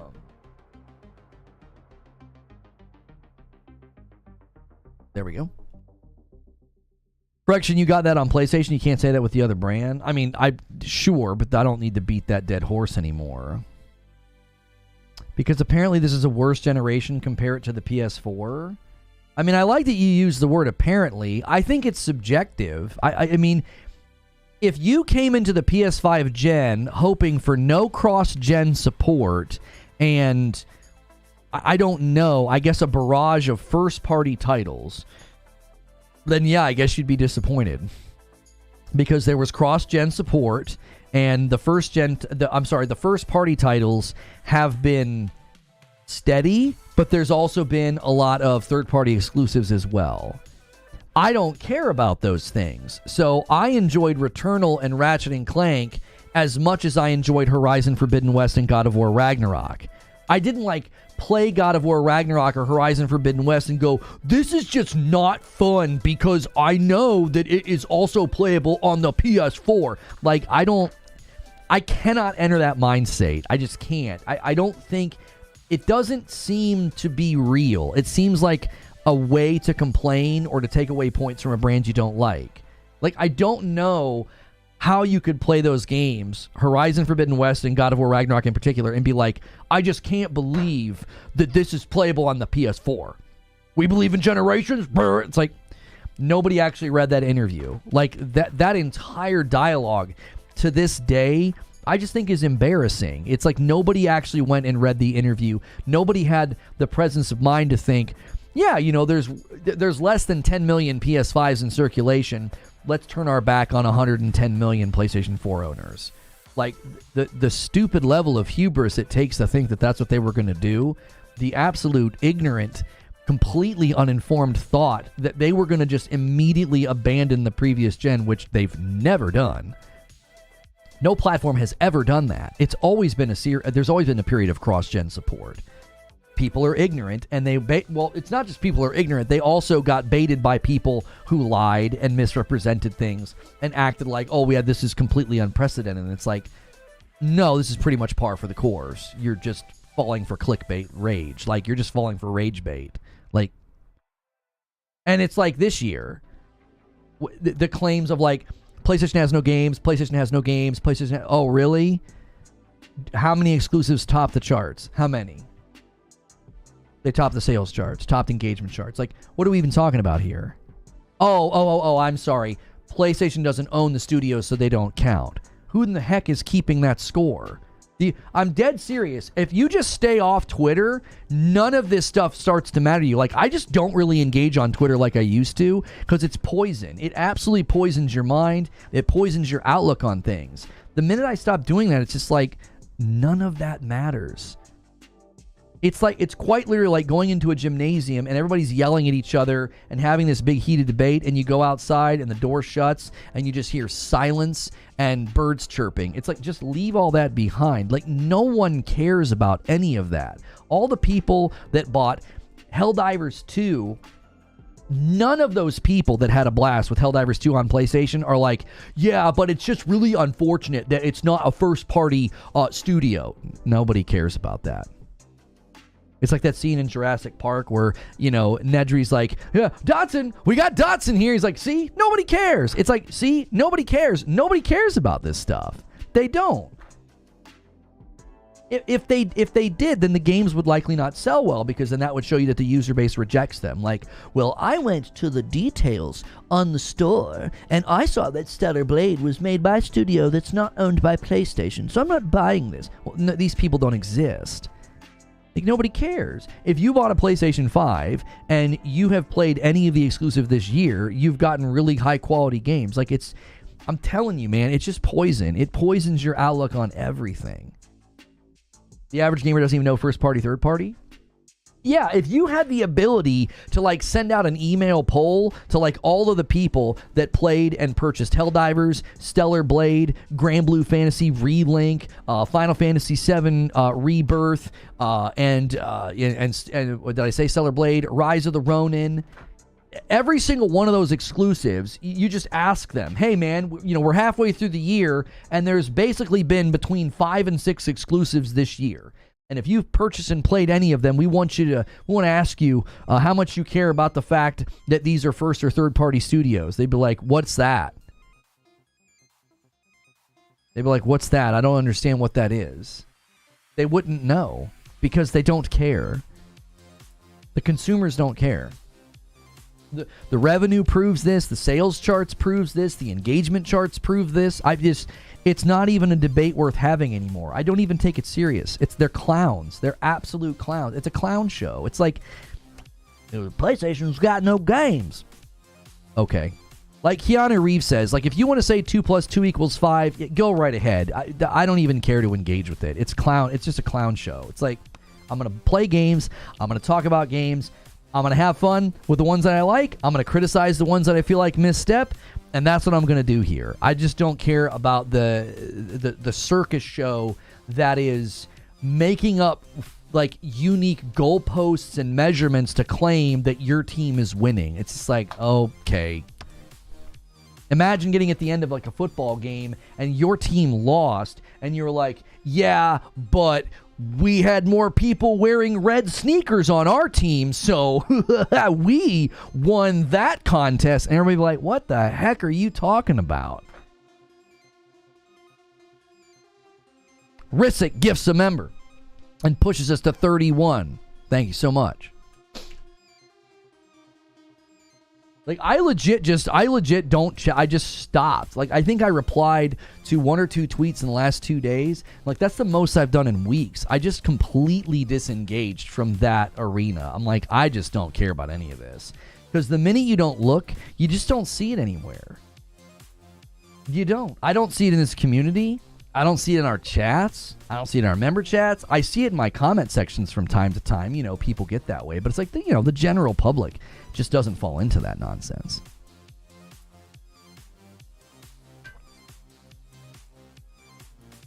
Oh, no, that's actually how NFL discussions on the internet go. Narwaffle gifts a member. Thank you so much. Excuse me.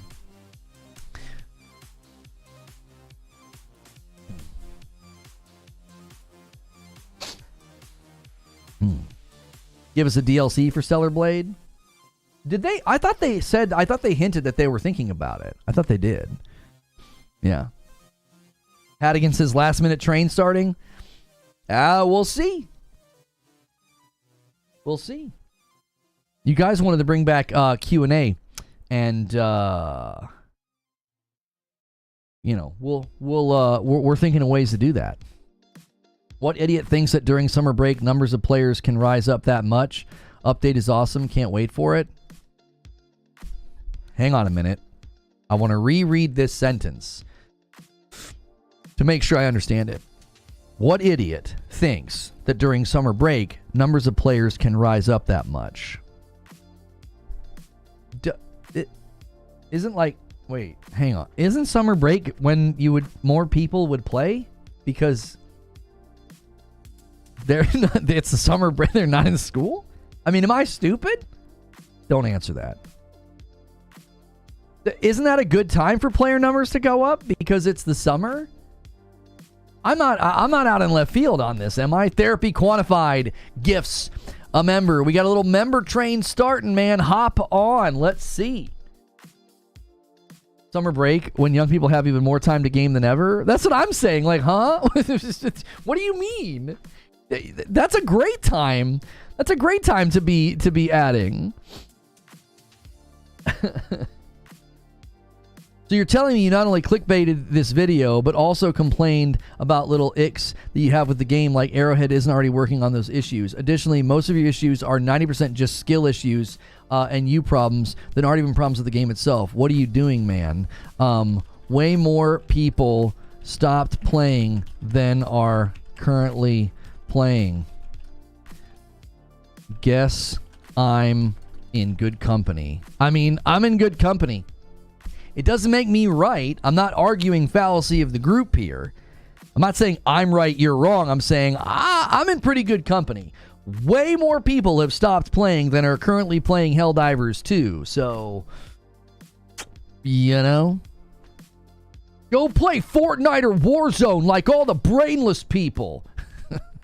Yes, since Helldivers 2 is such a thoughtful and strategy-based game.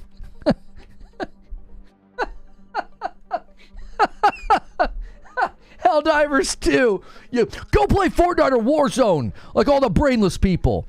We're over here thinking really hard about Helldivers 2. Oh, come on. They're not even watching the video, chat. They're literally like frothing at the mouth, spittles hitting their monitor because of my thumbnail. This update's not enough. How dare you? Just, how dare you? Yes. This game is amazing. Go play Call of Duty or Fortnite. We're over here playing this really thoughtful game called Helldivers 2. I believe if Helldivers 2 players are attacking you, it's because they believe you're being disingenuous in your review. What's disingenuous about 3 minutes praising why the game went viral, admitting that the developers are probably perfectly happy with the player-based numbers, and saying, these are two areas that I think significantly need to be addressed? Not worrying so much about balance, embracing chaos, and making the warbonds better.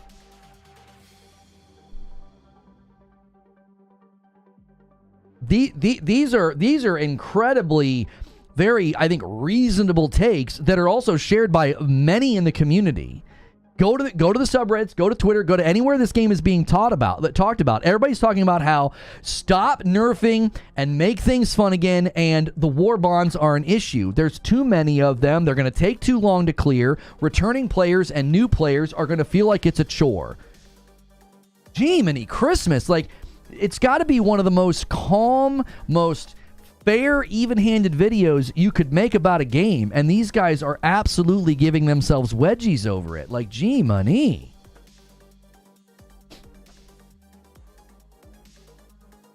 To be fair, typing in those stratagems takes 2 brain cells instead of just 1. That's true. I've got 400 hours in Helldivers 2. I'm done with it for a while. It needs compelling content. I don't think the update has enough.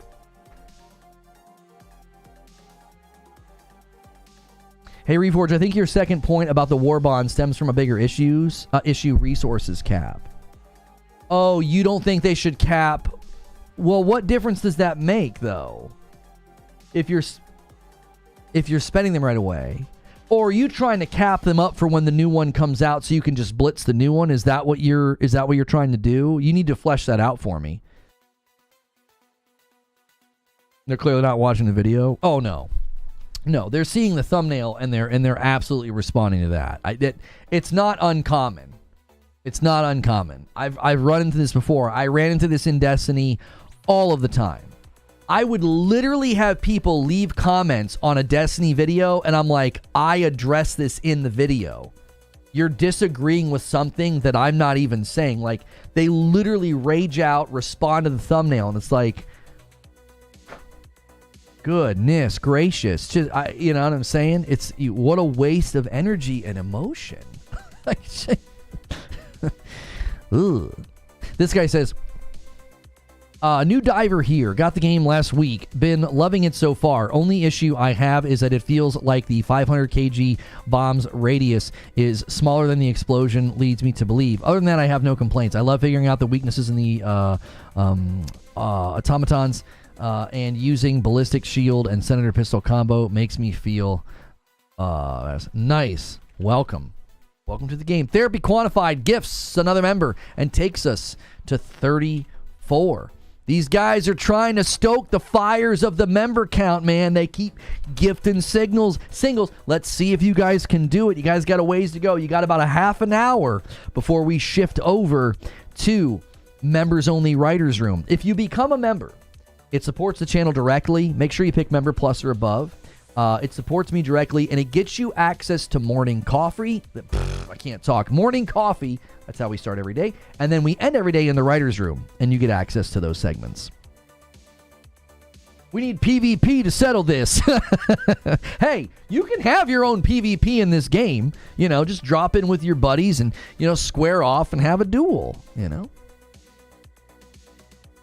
How do people not get curious and check out the video or article nowadays when they see some thumbnails? Wouldn't that be the first thing that comes to mind? No, I think that people want their opinions validated, and when they feel like their opinion's not being validated, they attack whatever's not validating their opinion. It's a sign of emotional immaturity. You know what I mean? Joker Quinn gifts a member and takes us to 35. Thank you so much. I agree with everything you said, but I'm sure all the liars will come on here and say, get good. This guy knows. He knows. He's like, I like everything you said, but be warned. They're gonna come for you. RPG gifts a member and takes us to 36. Thank you so much, RPG. Appreciate that so much. Not Helldivers. We were talking about First Ascendant. Oh, you guys are talking about First Ascendant. Okay. Dad of 3 boys that played Helldivers 2 with me. We all stopped playing organically. It was a lot of fun for a time. To bring us back, the game still needs to have some really flashy gear or enemies, says Cruel. An actual duel system like in Borderlands? Yeah, that'd be pretty cool. You agree, you shake hands, go to opposite corners, and it puts a shield up. And it's like 5, 4, 3, 2, 1. I mean, the guns kill you so fast in this. It wouldn't be much of a duel, You'd have to use like the weakest guns in the game to have an actual shootout that lasted more than like 2 seconds. It'd be cool to see a breakdown of active players and the difficulty levels that they play, says Fuzzy. 10 sounds fun, but I'm probably going to play a couple of times and then drop back to 6, 7, and 8. I'd be curious to see the number of players constantly playing at 9 and how much would they really want 10. I play with level 100. I mean, 10's going to have to drop something unique to get people to go up there, right? Zubair says, I'm curious what traits are held in common by the group of people still putting in a lot of hours in Helldivers 2. What kind of gamer is still invested? They all seem pretty angry. They seem pretty angry. They're not happy. And a 10 bomb! from MASH. This man needs some help, man. He's out here just absolutely carrying. He needs some tag team partners to jump in with him. Let's get a little train going, you guys. Throw some support behind MASH's efforts to hit these goals.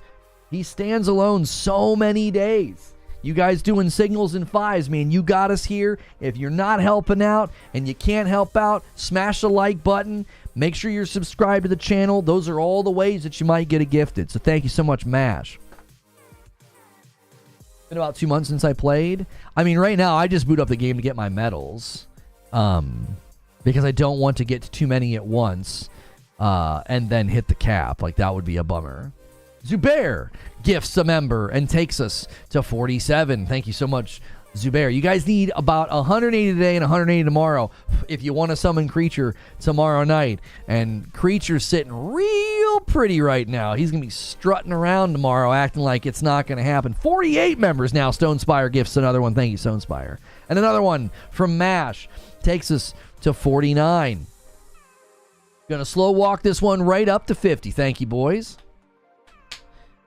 I hate that people keep doom posting. If you're done with the game, move on. This video literally isn't a doom post.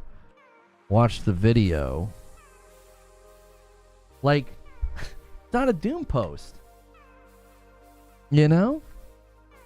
And Zach Johnson with the 5 bomb and Stonespire with a single. Thank you so much. That takes us to 55. We are now 20 members away from jumping up to the next one. We'll see if anybody takes the bait and does a 20 bomb.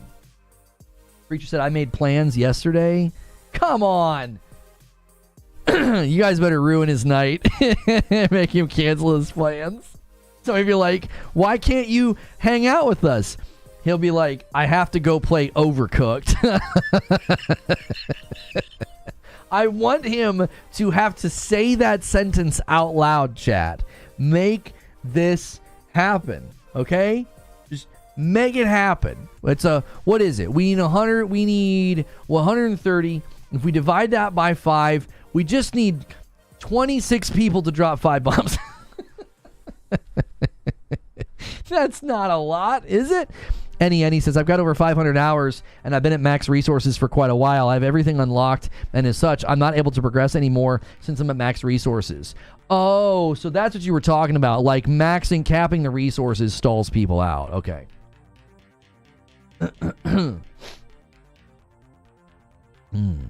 This guy says, we'll sit here and play trash on original, uninspired games like The First Descendant, but cancel an actual good game like Helldivers 2. Gaming in 2024 is so toxic. The level of zero self-awareness, leaving a toxic, inaccurate comment on a video you so obviously didn't watch. Like, zero self-awareness. It's not a toxic video. Like, leaving a toxic comment on a non-toxic video. Like, come on, man. I still play every now and again. My payout resources are wasted since I'm at max. Monster Hunter does it better. There are no resource caps. Early armor and weapons are very cheap. But the later stuff is absurdly expensive. That way, you can save and whatever you want, no matter what level you are. I want to have fun and progress, not the other. Yeah, but I don't know how they legislate to somebody in your position, any. If you have literally everything and you're also at cap, I don't know what they're supposed to do for you. If they legislate to you and remove the cap, let me tell you what's going to happen. New warbond comes out, and you're at an insane level of stuff, and you just buy everything day one. Do you see? Like, I don't even think that's good for you as a player. I don't think them trying to rectify the problem that you're currently dealing with, I actually don't think helps you. If they remove the resource cap, and you grind for months and months and months and months and just ding, ding, ding, ding, ding, ding, ding, and you amass just this pile of wealth, and then new content comes out, guess what? You buy it all instantly.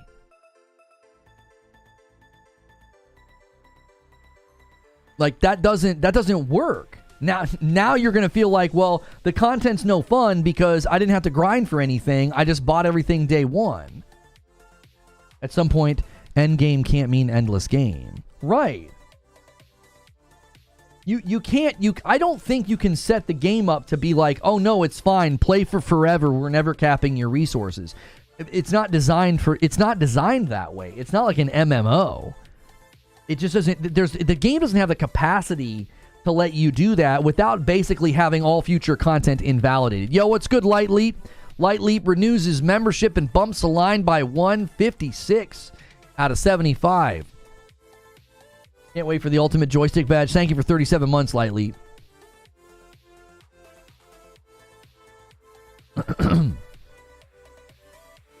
Twice as much is good enough. Removing the cap is not the way. I'd be in favor of maybe increasing it, sure. But I don't think you can remove the cap. Never balance a game around the 1%. Right. I think it's hard sometimes for people to see that they're the 1%, but you're the 1%, any. You're the 1%. Like, you're not at all, somebody they can craft the game for.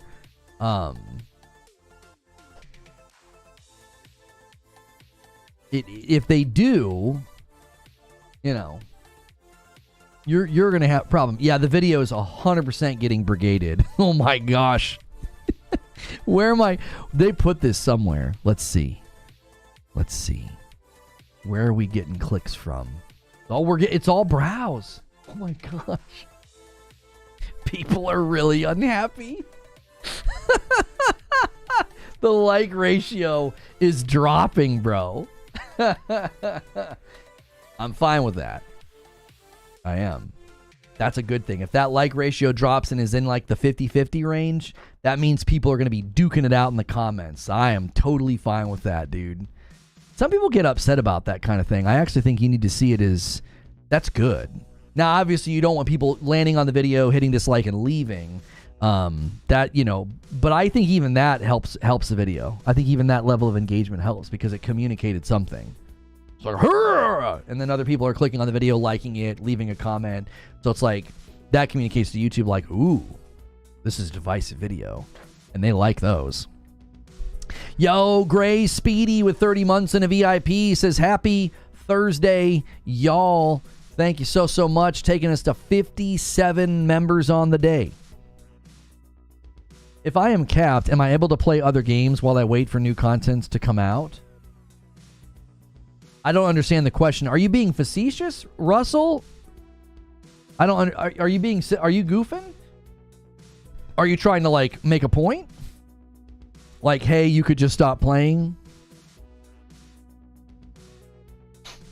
This was bound to happen because the players who remain are starving for content, and this will be the biggest addition since launch. Yeah, so they're upset because I'm saying it's not going to be enough. And instead of watching it,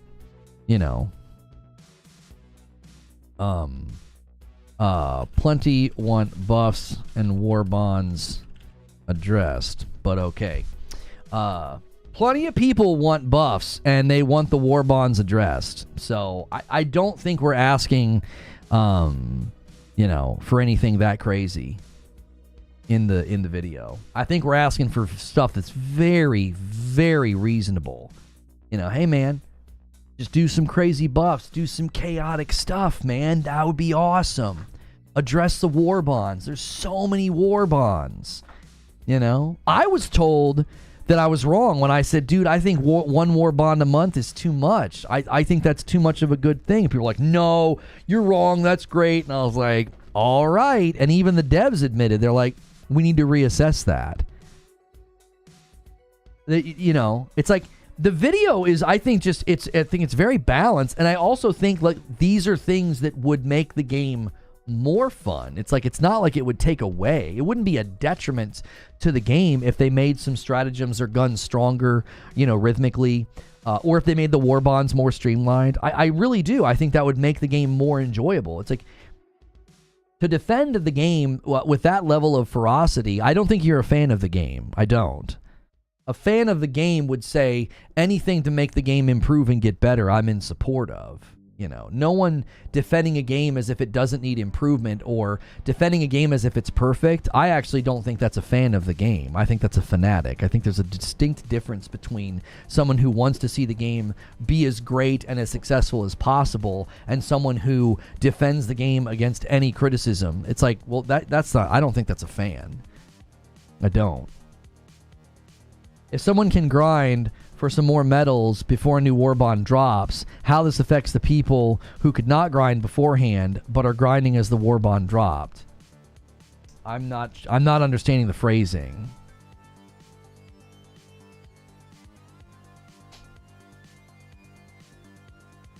I think it's a sign of weakness and fragility when a dev or fan can't even appreciate constructive criticism and immediately goes defensive as if you're attacking them personally. Yeah, I agree with you, Mash. Have these continuing players made the game part of their self-identity? They seem to be taking this personally. Yeah, these people are upset. Yeah. In all the years I covered Destiny, I feel like things always got the most vitriolic when people were unhappy.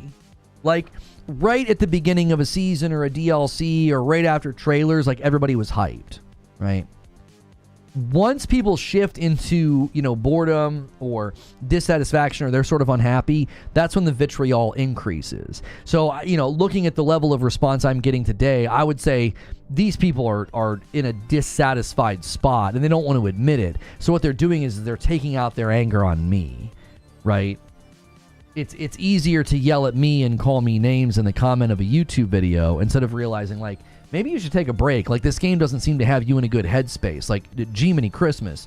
This is probably the most calm, critical video I've ever made in the history of me making content. Like, it's so like, I'm not, like, calling them losers and this game sucks and this game blows. It's like, no, I think these things would make more people come back.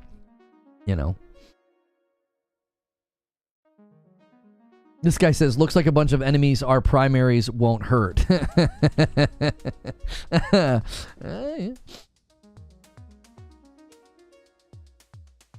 That makes a lot of sense. Why are you yelling at me? Because I'm angry and you're standing in front of me. Yeah. Yeah. I always notice that pattern in Destiny.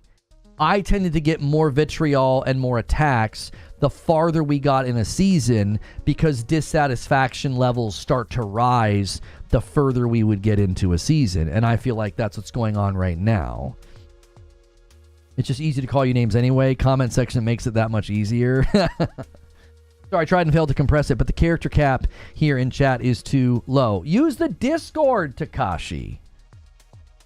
You guys know we have a members-only Discord, right? No character limit in there. You can hear me talking in there. You can listen to the entire show in the Discord. They're looking forward to something new, and they don't want any negative energy towards it. You know what would be great is if when they drop this new update, they said, hey, we've heard you guys about nerfs, and we've heard you guys about warbonds, and we've got some great changes coming. Would that upset the community? I don't think it would. And I think that's exactly what my video was trying to get at. No one reads that? Yes, I do. I've read Fuzzy's comments a bunch of times this morning in the Discord, Takashi. The people that I know are still enjoying the game could care less for the reasons other people have for leaving. Sucks that people are attacking you. Well, I'm not saying everybody still playing is at that point, for sure. Lightly says, the vitriol is there because most people are not introspective enough to know what they enjoy. They want everything. But there's not enough when they have everything, vice versa. Plight of looters. I think that's a good observation. As a casual player, I appreciate the free medals, which needs a cap. It gets me back into the game easily when I see new content. Lazy Fat Cat says, I've been enjoying since day one. I play on PS5. My biggest issue is that the game right now is the frame rate, which is very inconsistent at times. Also, the nerfs they did back in the beginning really set a tone. Like, some weapons were good, but now they're barely usable. Yeah, and I think that is a perception that many people share. And even if they do a couple of buffs here and there and make things better, I just don't think that's what I'm advocating for.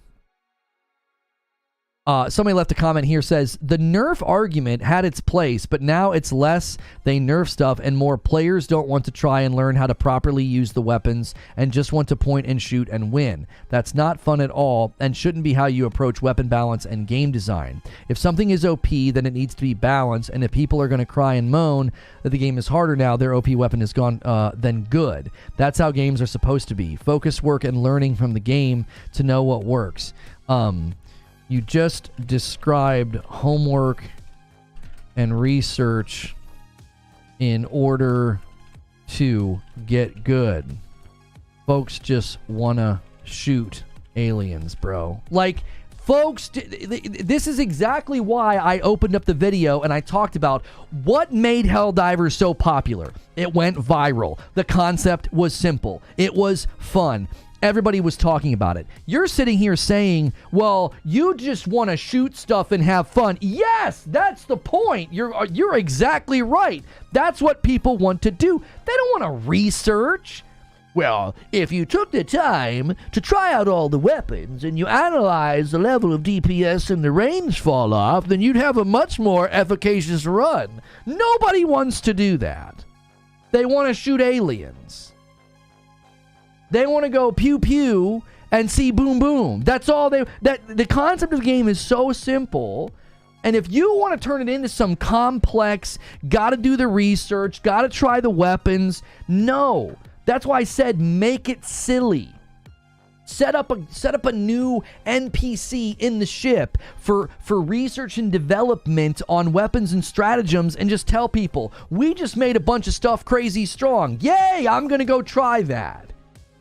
And then they do. And then they go, this is fun, boom, boom, this is fun. Not, well, this weapon's not as good, so maybe I should try a different build and see if it's a little bit better and, see if certain weapons are more Look, if you want to do that, that's great. I think people like doing that. I think people like doing breakdowns and damage and fall off and, what's stronger against this enemy or that enemy. Great. Have a blast doing that. But what made this game so popular is that you didn't have to do that. You just turned it on and shot stuff. You've got to recapture that feeling. That's why I said embrace the pendulum of chaos. Just swing back and forth, changing it up, new stuff. You're going to get what you're talking about. You're going to get people to experiment and try new weapons and try new stratagems if you make it part of the game's vibe and lore. But if I got to go read patch notes and go to a blog post to see what you nerfed and what you buffed and what got a +2 and a +5 and what got range toned down, dude, I'm not doing that. This isn't a min-maxing game. It's not an RPG. It's a very simple game. Treat it like it. It's that simple. It's a game of checkers, and you're trying to tell people how to move certain pieces.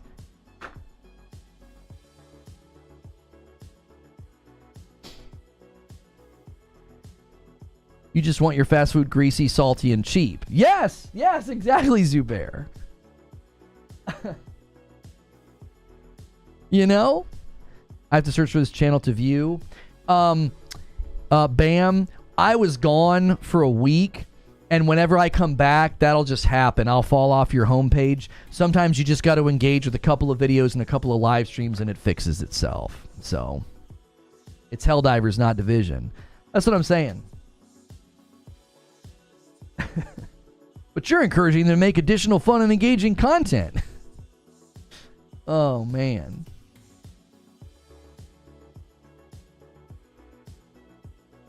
People are just going to play the way they want to play. Not everyone wants to be optimal. They just want to have fun. That's exactly right.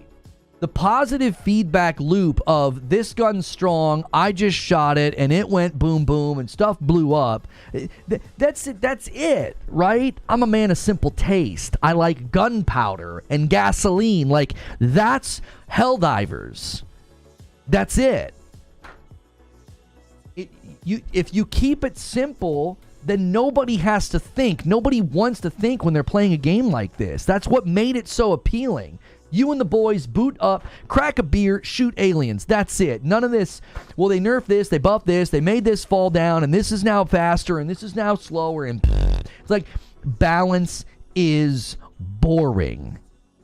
Your player numbers reflect it every time something like this happens. And a 5-bomb from Siege Master and a 5-bomb from MASH. We got a 5-bomb train started, taking us up to 67. I believe in miracles. You guys, I got to schedule Writer's Room. I will let you extend by a teeny bit. A teeny bit, because we did start at 10 today. We started at 10 today. There is no different than a casual or solo player complaining about min-maxing MMO, like you've missed the point of the game. Yes, that's such a good point, Zubair. If a hyper-casual person came into an MMO and was like, I don't want to min-max, I don't want to check stats, it's like, you're playing the wrong game, mate. You're playing the wrong game.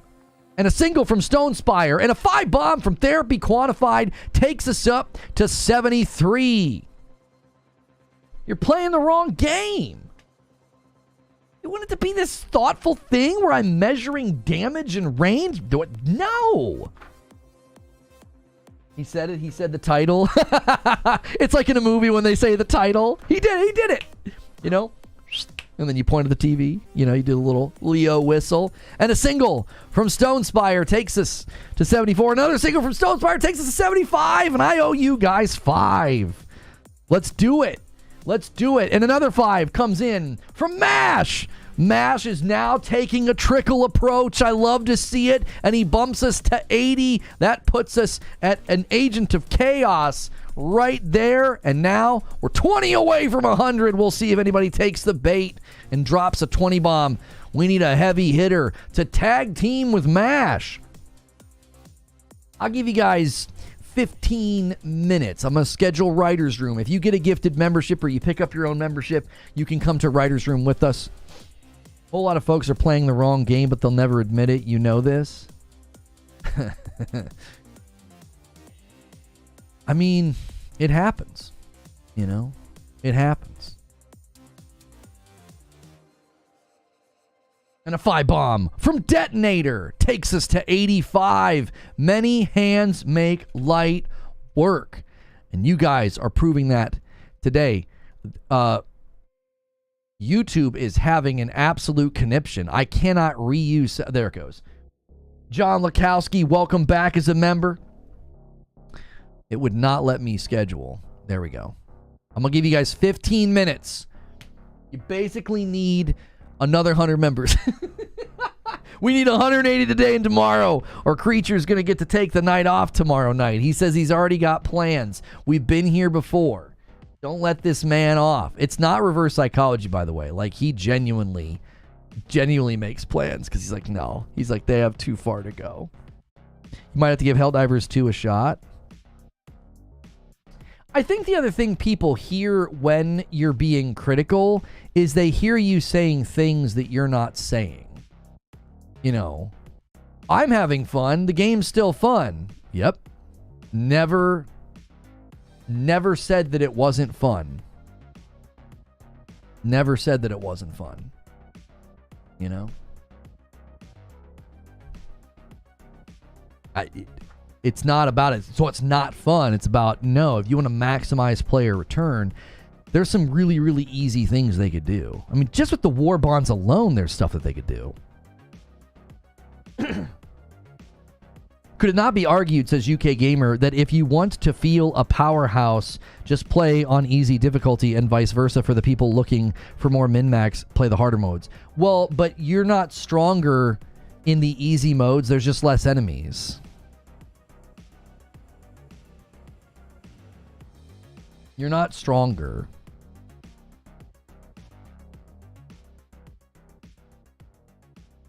And a 5-bomb from Alapark sets us up at 90 out of 100. A 10-bomb to dunk it home. We'll see if anybody takes the bait.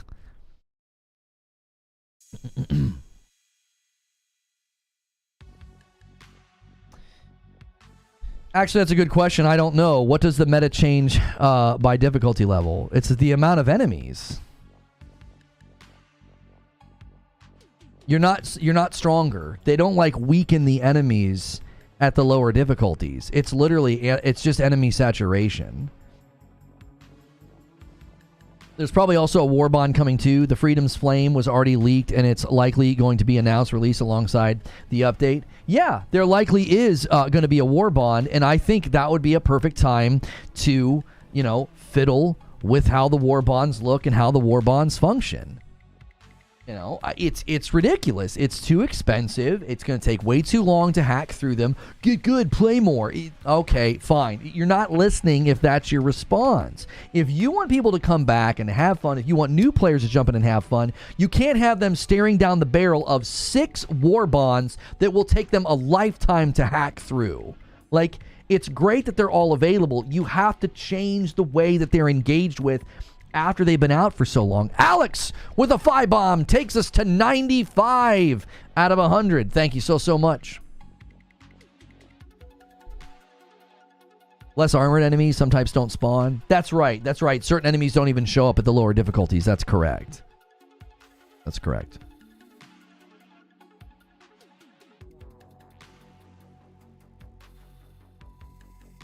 You guys got 10 minutes and we're going to go to the writer's room. Old warbonds get multipliers. I think old warbonds, the prices should just incrementally drop. When it's a month old, they drop by a percentage point. When they're 2 months old, it drops by another percentage. You know, so that once it's like 4 or 5 months old, you would get your warbonds from an event and be able to just plow through one. It's got to be something like that. You can't have a new player jump in and it's like, oh, the game's been out for 6 months. Oh my gosh. Scroll through the warbonds. Scroll. You're like, gee, many Christmas. Click on one. Oh my gosh. Like every page is going to cost you hundreds of medals to get the items just on that page. That's not translating into like an approachable, lighthearted, fun game. It's like, yeah, welcome to hell. It's like, like, as I said in the video, make the warbonds serve the player. You don't want the players feeling like they have to serve the warbond. You don't want it to feel like a chore. You don't want it to feel like a chore. And that's where it feels right now for me. I just incrementally boot up, get medals, use the medals, get medals, use the medals. And the reason I do that is I know there's a cap and I don't want to hit the cap. So I'm always making sure that I do that. The comments on the video make the Helldivers 2 players seem elitist. I know that's not the case in my 100 plus hours. Siege Master with a 5 bomb slams it home, and we are at 100 members on the day. There it is. You guys got past the halfway point of what you needed today. Thank you so much, Siege Master. And I now owe you guys 5. And here they come. Armored Core 6 has sold over 3 million copies. Concerns FromSoft. That's pretty good. That's pretty good for that game. That is not like a mainline game, like, at all.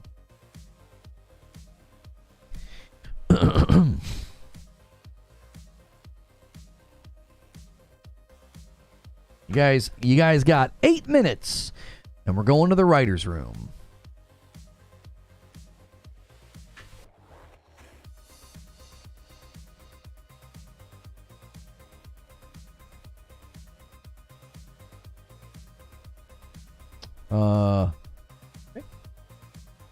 Lono, just give us special missions from time to time where we go to the Terminator's world, the Xenomorph's world, or even a jungle where there's like a special predator stalking you.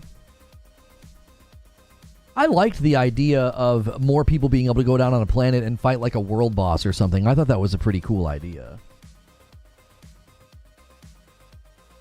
Should be enough sales to greenlight another. Oh, on Armored Core? Mm-hmm.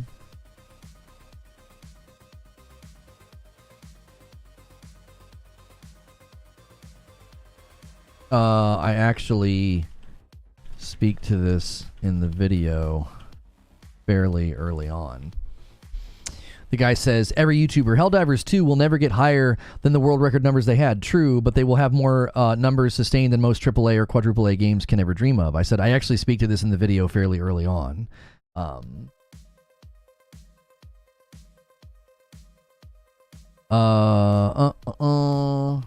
Embrace the pendulum of chaos. This guy says solid idea, but you know, maybe they want their game to be playable, and the idea of don't tell players what you're going to do is at this point crazy for weapon balance. I'm fine with enemies getting that treatment, but guns, how would you balance it in this environment? Or would you just end up like another game lost in balance? Maybe the balance is fine.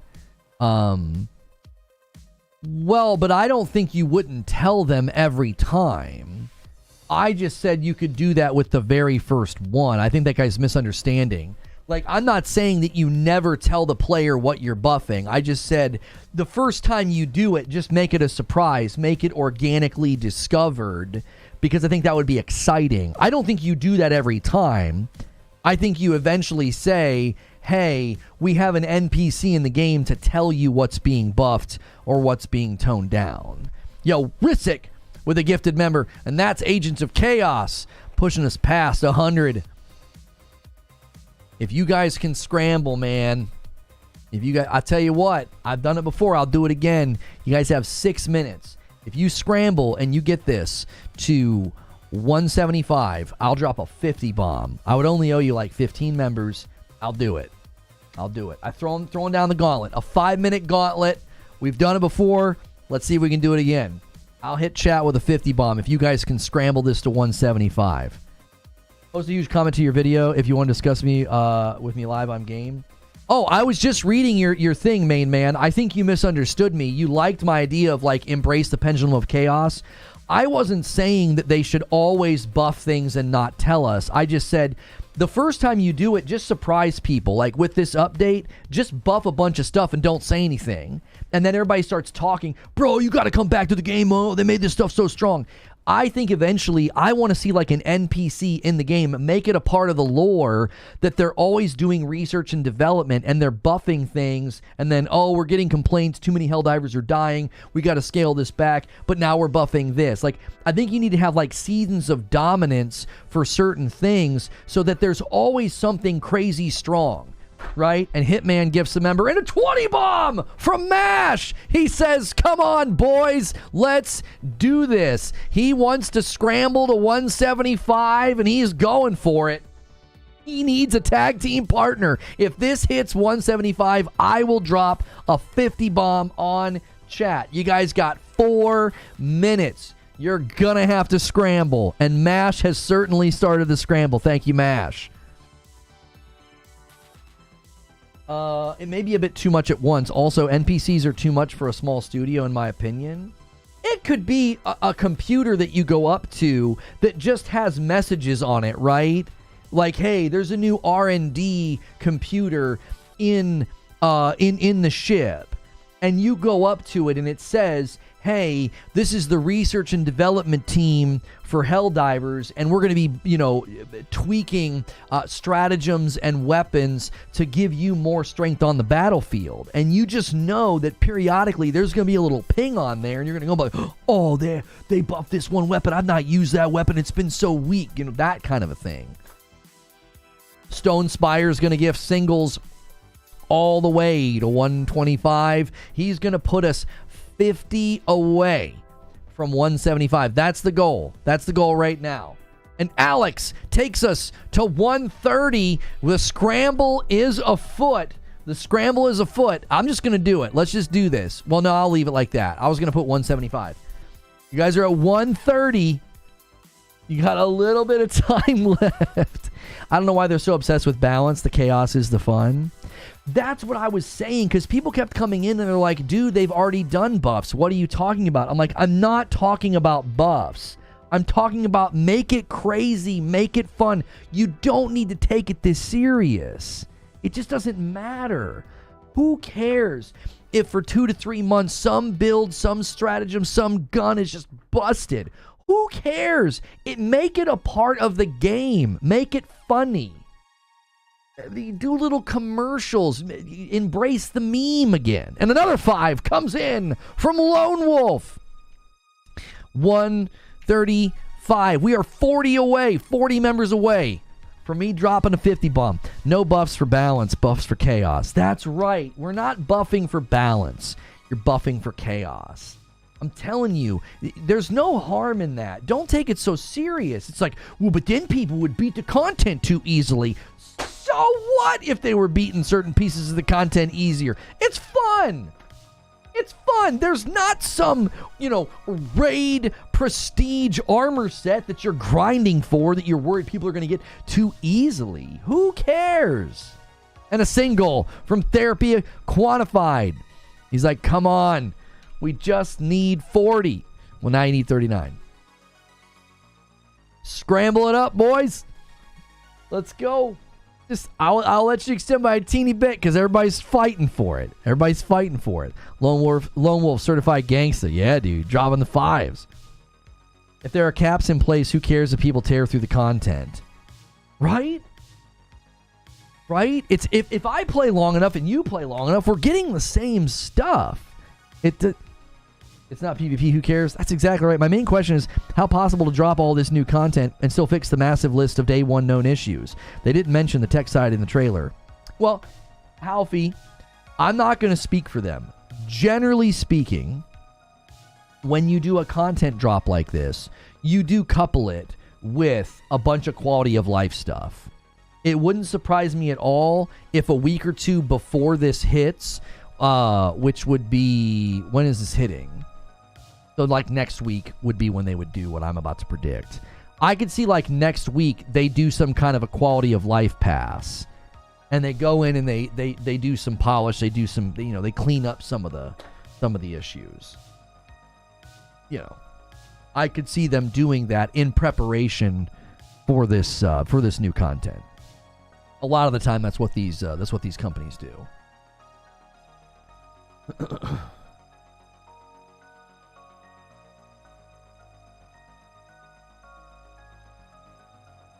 This guy says, couldn't disagree more on the warbonds, but appreciate the perspective. Where I will agree is the UI could be better and easier to parse, especially as they become more plentiful. Pay to win, sure, you lost me there. I just said it would appear to be pay to win. It's not pay to win. I don't agree with that.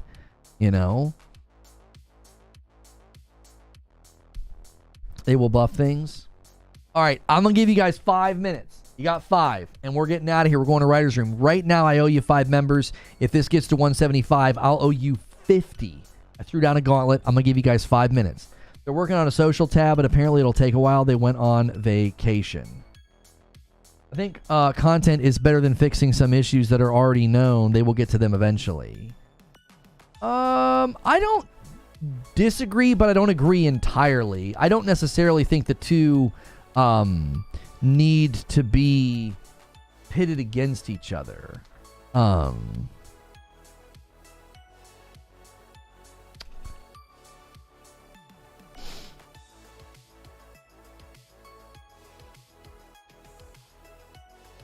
This guy says, if you don't like the game, don't play. We won't miss you. Great attitude for a live service game who has had a huge player drop.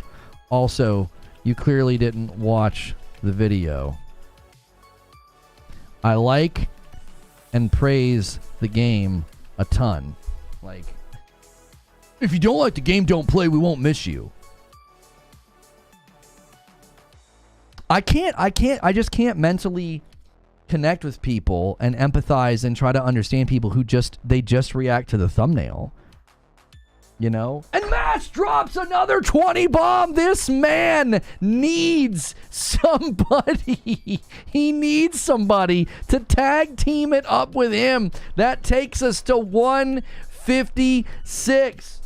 156. You're a 20 bomb away from 175, and I'll drop a 50 bomb, and we will get out of here. And a single comes in from Stone Spire and takes us to 157. You guys got 3 minutes.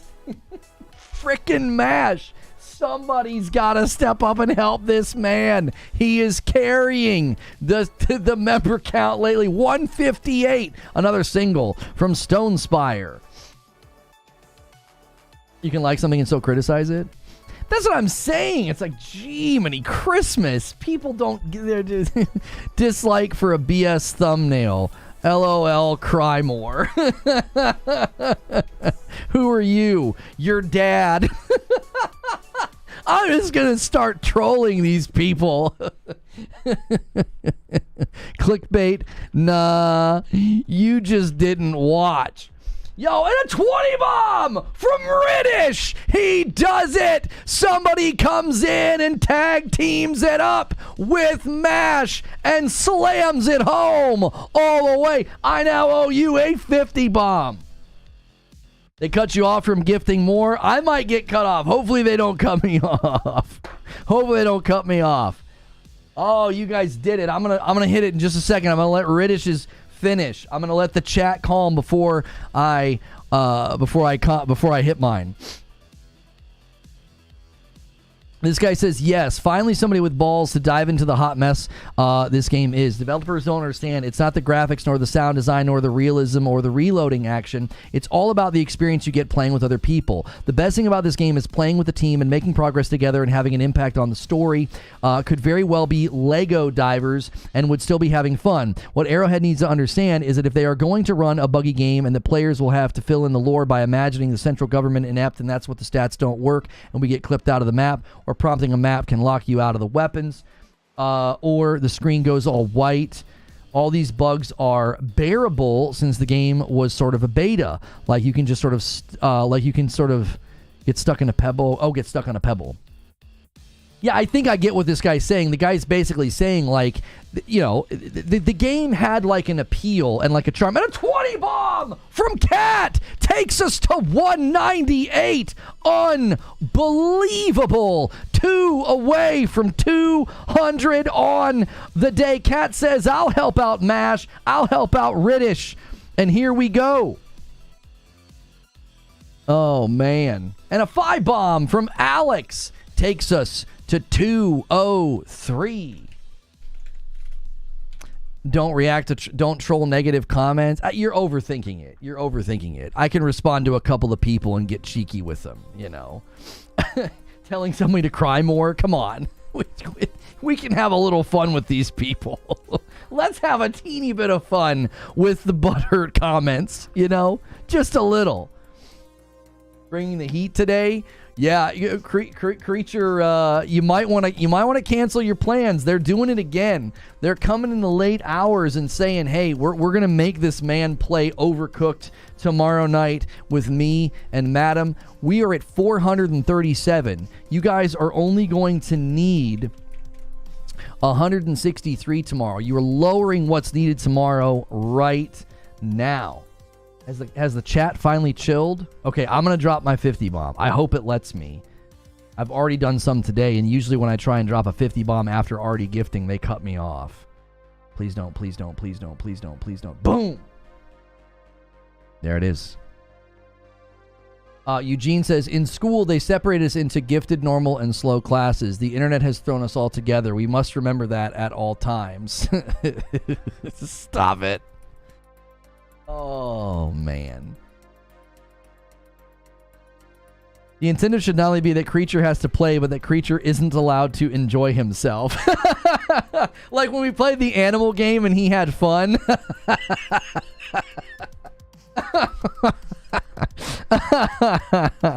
Oh, I feel like some of the nerfs they did kind of killed the fun for some people, and that used the meta because other stuff wasn't reliable. I mean, I'm level 100 in everything in search of gameplay variety, but I feel like some of the nerfs, like the breaker, made it unusable for the ammo count.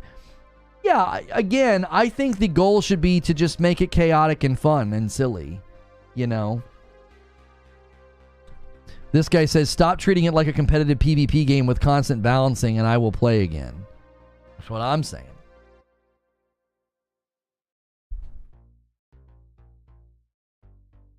Yeah. No, I'm good. No. No, I'm good. No, yeah, I'm good. Yeah, that'll be fine. I'll have like a snack. Yeah, I'll have like a snack in between or something. No, stop. Get out of here. All right, once my gifted stop, we are we're going to move to writer's room. This community, Creature being Chef Ramsay sounds fun. Did you read my super insightful last comment? You said, meta this meta. Has chat ever met a woman? Oh my gosh. The audio bitrate is lower than recommended. Why does it keep doing that? I didn't get quiet. Like, if I don't talk for an extended period of time, sometimes it seems like, you know, like, hey, what are you doing? There you guys go. There's the 50. I threw down the gauntlet. You guys answered the call. And now you only need 160 tomorrow, which I think you guys can do. I think you can do. Animal Party stream was one of the best Friday nights we've had in a while. I agree. I think that was really, really funny. All right, let me give you guys a link to the Writers Room. Remember, anytime that you gift a member or pick Member Plus, you're supporting the stream and the content directly. Thank you, everybody that does that. John Lepkowski with 2 months as best channel in chat. Thank you, everyone, for being part of my day and answering my noob questions. Thank you so much, John Lepkowski. And let me throw a link in chat. Let's go to Writers Room. Remember, anytime you get a gifted membership or you are a member, you can start today with morning coffee as a member. That's members only. And we're going to go to Writers Room right now, and you can come to that as well. Let me refresh. Sorry, the back end is being kind of goofy right now. It's like not letting me start the stream. Okay. Now it's saying that I can. It was like giving me a bitrate error. Thanks so much for being a member, and you may have gotten a gifted member today. If you did, welcome in 203 members today, and I had to gift a 50 bomb because you guys scrambled at the end of the video. We only need 160 members tomorrow, and you'll get a Creature Community Game Night. We got great feedback from the community about what you guys want on Friday night. We're going to get rid of the Salt Rage games. We're going to get rid of the scary games. If you hit the weekly goal, we do community game night. My wife and I'll stream, talk with you, and hang out, and then we'll all play a game together, and we'll rotate through games like Jackbox, Fall Guys, Fortnite, games that are free, games that are fun, games that are lighthearted, even Helldivers 2. Everybody thinks I'm hating on the game, and I'm not. So I'm going to bring everybody over from that stream. And always remember that we are currently working on a big, big goal. If we get Member Plus and above to be at 1,000 total, I will start doing